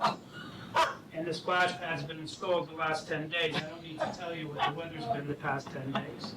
A 2-day job is going on 2 weeks right now. And you can't fix that. Nope. So again, we are trying, trust me, I take at least a half a dozen calls a day. But I will put something out tomorrow. Larry and I discussed it today. We'll update the village website, we'll update our social media sites, and we'll let the public know that that's something they can expect. There'll be staff training starting next week for what will be the park ranger and the park attendant. I've got about 7 people right now. I'm hoping after they get trained, we won't be afraid and we'll take on the position. So, Fun. thank you for your time. Thank you. Joe, thank you. Yep. Good night. Park all day. So Mary Ann, I think you're welcome to sign off if you want to. I don't, unless you had any other issues to bring up, but No, I think No. anyone, I'm assuming, there's no law you want me to draft at the moment. You want to have the discussion first. as far as the Okay. smoking part of it? Either one, yeah. I mean, But would you rather work, Go ahead. I think it would be great to start working on it, but, Larry Lunke isn't here, but I can't believe we won't want to do some version of it with some parameters for including vaping and expanding the places where smoking in the village is not permitted. I think that's fairly logical, but again, I'm not in charge of the world, so. You could at least send it around, Mary Ann, with, the basic changes. you know what? No We vaping can and- just make it a working draft. Yeah, Yeah. perfect. Yeah. But not a draft ready to be announced, but just something to, I think it usually works better when you're working from something Yeah, and we haven't- saying, add this, take that out. Yeah, We haven't looked at it forever, so. okay. Probably- But as far as the opt-out portion, that's a simple thing. I wouldn't draft anything there at this No, stage. yeah. But recognize that you do have to have, even though you've had these meetings to discuss it, once you decide you want to enact an opt-out law, you have to announce the public hearing, do secret on it, you have to do it like every other local law, so you need a little bit of time on it. You Yep. can't- Yeah, I think the timeline that we're looking at is the public input process is kind of August, September, and then if there's something to be drafted, it would be October, and I think that gives us plenty of time. Right? We're done by Halloween. Done by, or at least done by Thanksgiving, anyway. Goodie bags. Yeah, yeah. Okay. Okay, Good. long time, you got till December 31st. Yeah, right. Oh, Okay. Okay, bye, everybody. Bye. Here, come on. Good night. Discussion of future capital funding. ah, guess who? 2 more things. Well, we have an executive session as well, so. Okay. Actually, we can shut that off so it's not distracting. You want to limit yourself? No, I mean, I don't care. Okay. How it, out there, I mean, does the public have to come here to see this? No, it's streamed. It's streamed. Not on, but it's not Zoom where it's interactive or Yeah, anything. That, right. the Zoom is only for the remote For the participants. participant, Yeah. okay, so Yeah, I if think you it's wanted, Just like they used to do before. yeah, so if you were in the public, you'd have to come here Did to you say talk they and had get this it to work, Zoom? yeah. She's not a voting member of the board, so I didn't have to list her address. Aha. Just saying. Yeah. Like, if I do a remote, I'm not gonna list my address. I'm not gonna do that, but, okay. Okay, okay. So, I can't sponsor. okay, so the, what I thought we would do is take a little step back on our capital budget discussion. So we're not gonna get into individual projects and all of that, because we've kind of done that already. But I thought it would be helpful to kind of review where we are, bigger picture in terms of fund balance and the general fund. So if you have the attachment Yep. to the work session agenda, that's the last page on there, I believe. I think it would be helpful to look at, so, and I'll give a brief explanation of this. Jump in anytime with questions, it's not a fancy presentation, I just want to cover this topic. So, most recent year, which is currently unaudited, by the way, they're working on the audit right now, but the numbers are pretty good. The most recent year shows an unassigned, which means undesignated, essentially, fund balance, free fund balance of 6.3 million. That fund balance increased from last year over $800,000. Now, I mean, that's a good thing if you're trying to run the village, but obviously this is taxpayer money, and, we need to consider what to do with all of this. Sure. So, this is after a year of a lot of uncertainty. Unusual year. Very unusual year. But we managed it in such a way that, the areas where we knew we were going to lose revenue, we also lost expenses. We made up for it and kept up with it. We were able to recover, money through FEMA where we could. We went through a tropical storm this past year, recovered money for that. So there's a lot of unusual expenses, but we were able to make up for it. And We covered all the COVID unreimbursed expenses. We're expecting a lot more from FEMA, but we've covered all that with fund balance to balance our books. and still our fund balance increased. We had, as you know, tremendous activity in the building department, tremendous activity, less expenses on our health insurance. So there's a few key line items that we've talked about in the past, but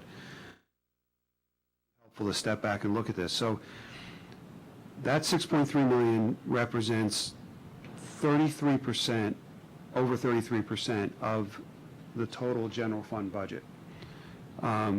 We've said in the past, going way back, we've said that, a kind of a minimum range would be 10 to 15%, and we've let it float as high as 25%.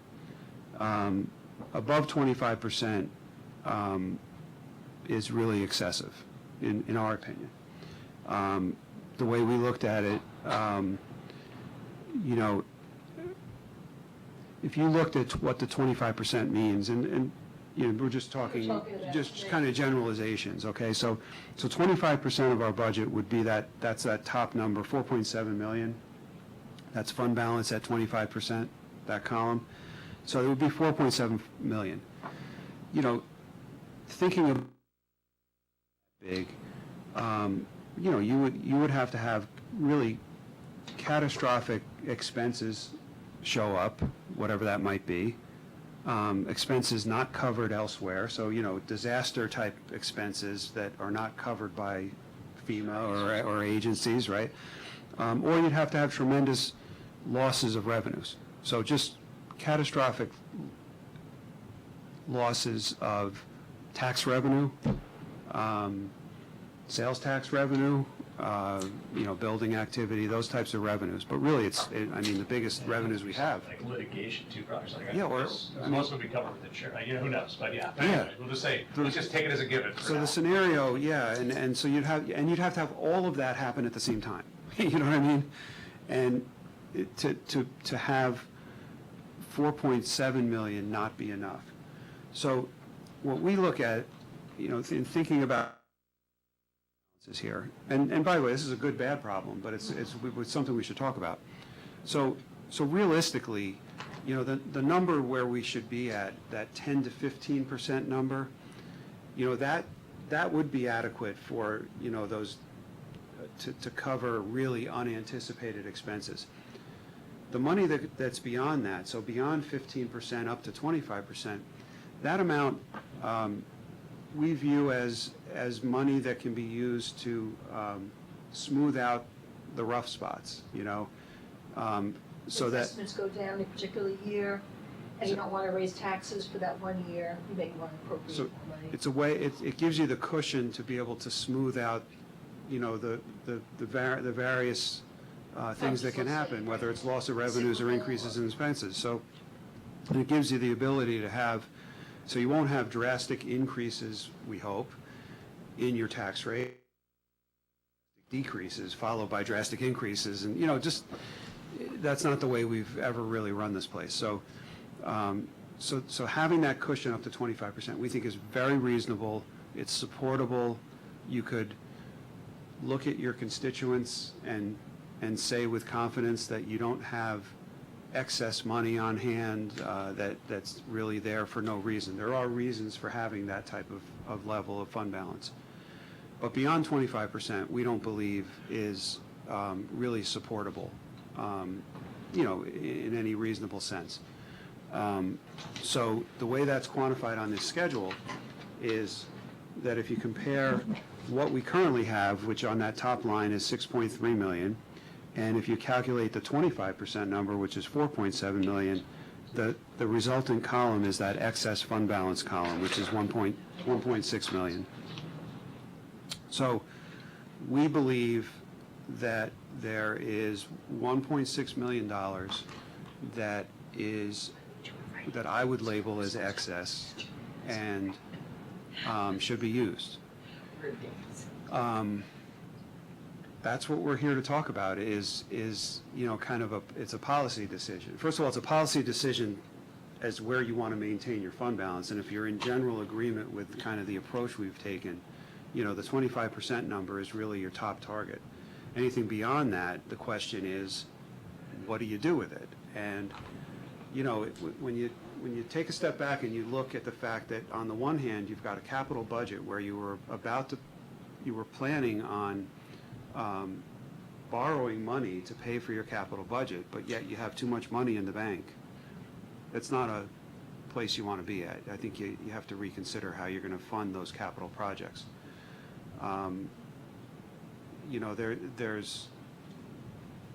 There's lots of other ideas that can swirl around, but I think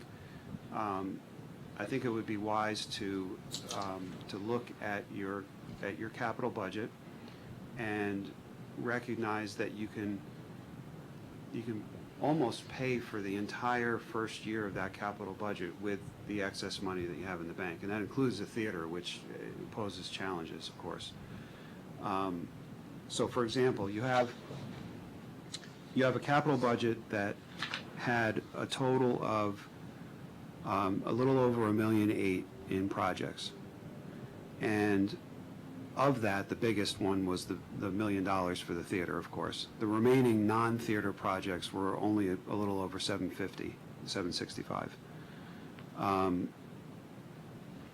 We did ask each of the departments, in order to arrive at that 1,800,000 or non-theater of 765,000, we did ask the departments to reconsider their requests and in fact defer certain purchases or certain projects.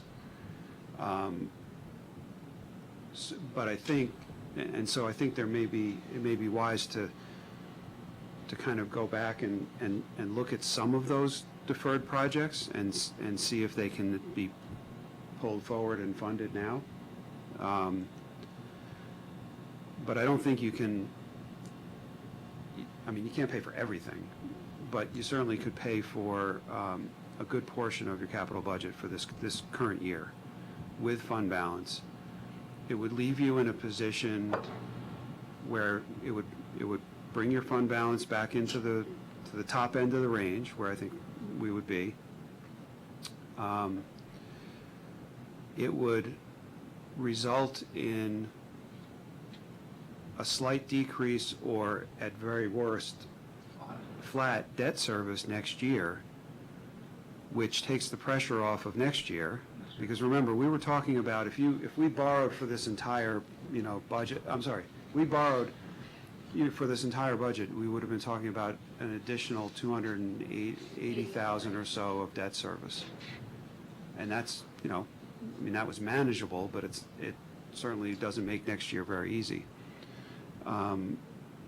So we just think that if there's some agreement that we need to utilize some of this fund balance and let the taxpayers, in a sense, benefit from it, by investing back into the community, and that's up for you to decide how to do this, But we think that that's a wise move, and if you invest it back into your capital budget, you take the pressure off for next year when it comes time to actually do your next year's budget. And then I think in this year's budget that we're in, we appropriate $480,000 of fund balance. It's already reflected in that number you see. But the thing is, next year, unless we appropriate that much, we're starting behind, in other words. So once you start the cycle of appropriating, so we'd like to wean ourselves off that 480 appropriation. You've heard us say this numerous times all the time. Right, but then perhaps if we don't have the increase in debt service, it gives the opportunity to wean off of that and come back down to some closer to the flexibility. 175 like we always used to appropriate each year.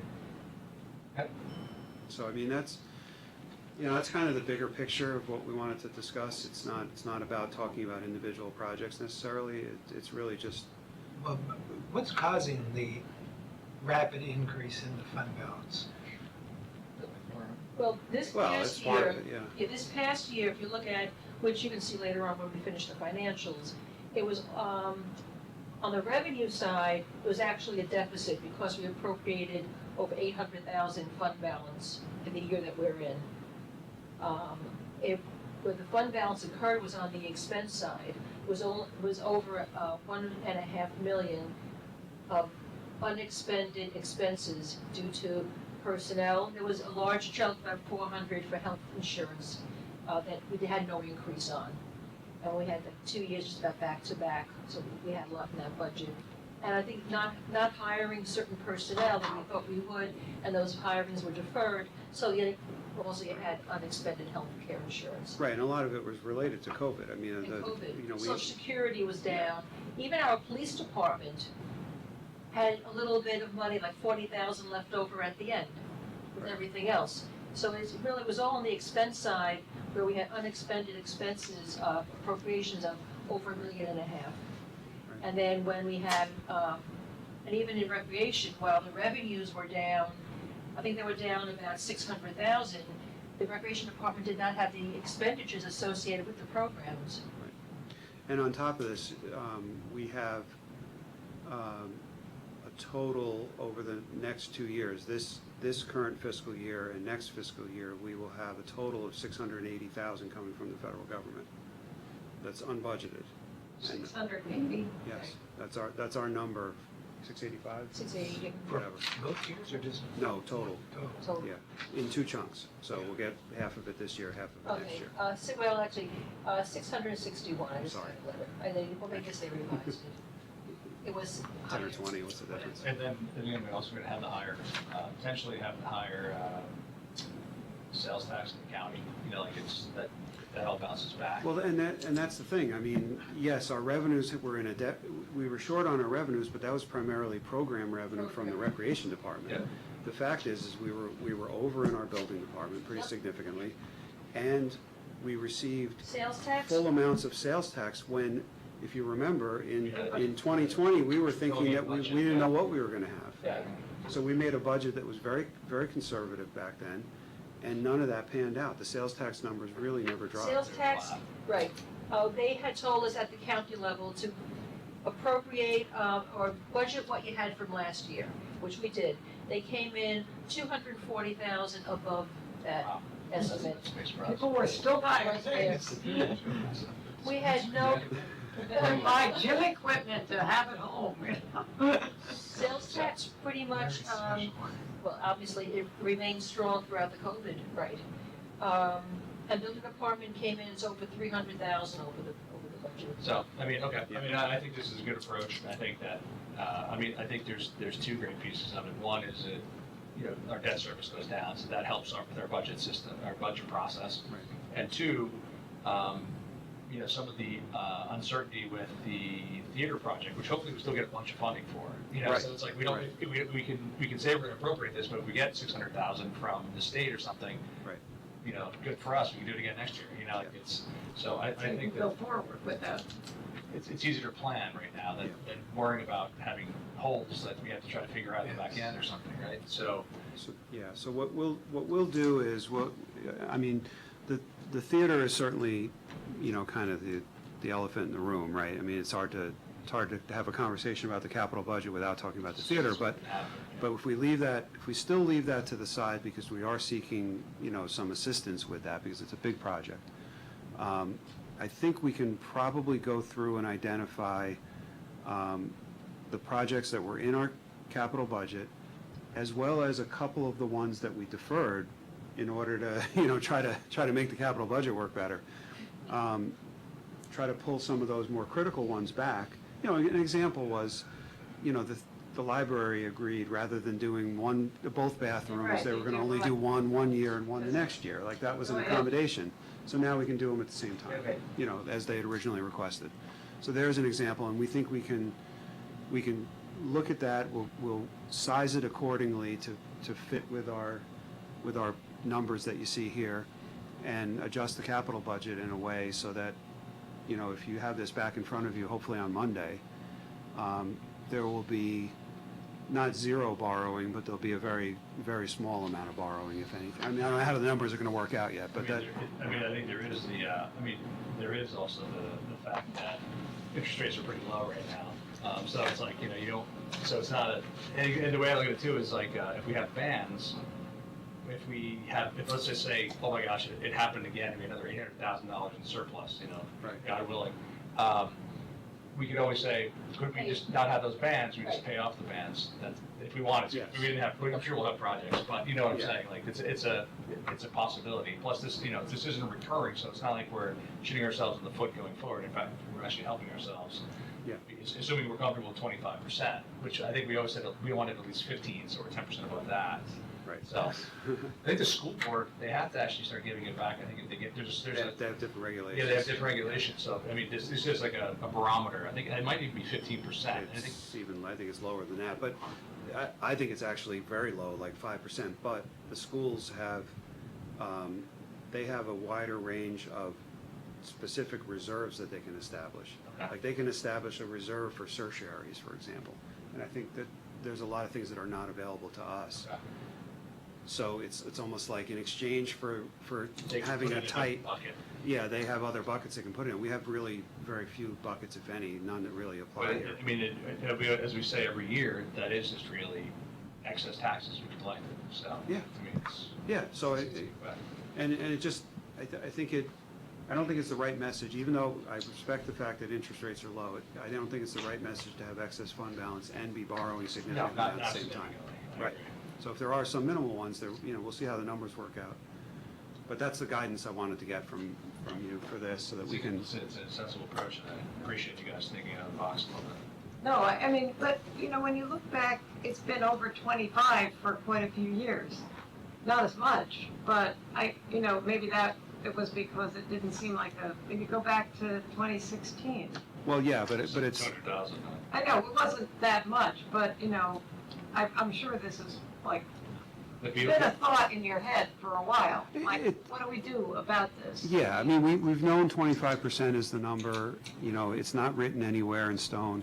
I do think that it would be helpful to formalize the fund balance policy at some point, because we've only been talking about it just because we all have continuity here, but I think it would be helpful to write it down. So,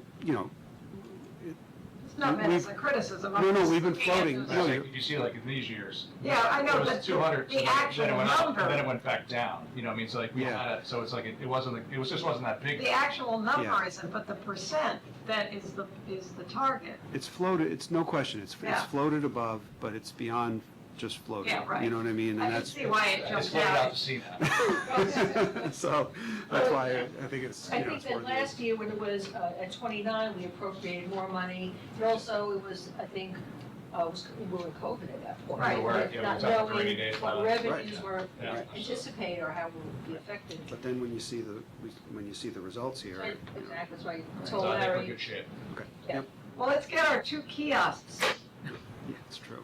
Let's get our 2 kiosks. That's a Got good it. capital Put budget. that down. Everybody, Are we hesitant knows how about that, important it is. No, not at all. Looking for No. some further understanding of Astor Street Gateway. Well, I mean, that project's out there, but that request is into the state, so. I have other ideas about the Astor Gateway area as well, because there's currently a Transportation Alternatives Program grant, which is the same money that funded Station Road. Right. And I think that,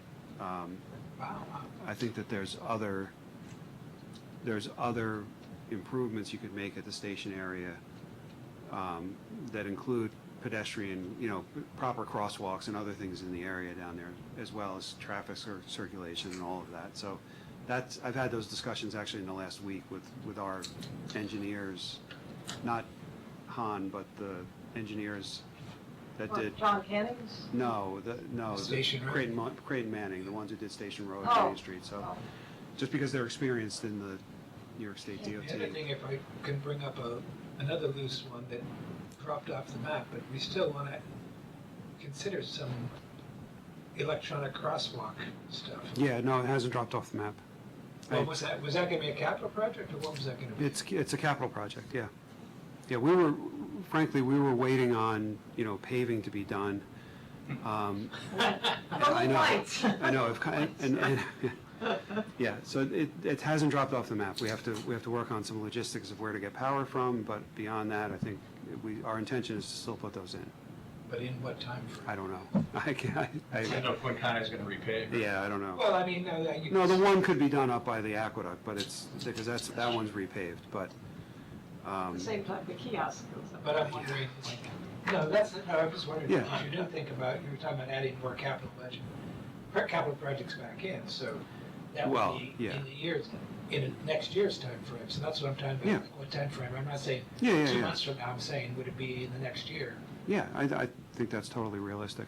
It could be. So the Astor It's got to be Gateway, planned, it's got to be engineered, but It's yeah. gotta be, Yeah.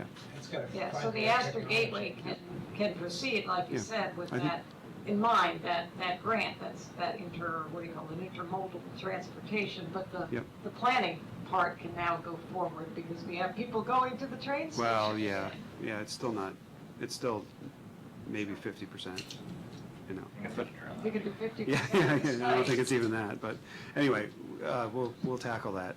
What's in There's ways of using mobility data from 2019 and prior to do your planning, so. It's old school. I would- Never said. I find that very significant, important, given some of the controversies here. I think it makes it kills, doesn't kill, it enhances a lot of what we've heard is important, so it's another way of doing it. Got it. So I'll make a motion to adjourn to executive session regarding a personnel matter. If I can have a second. Second. All in favor? Aye.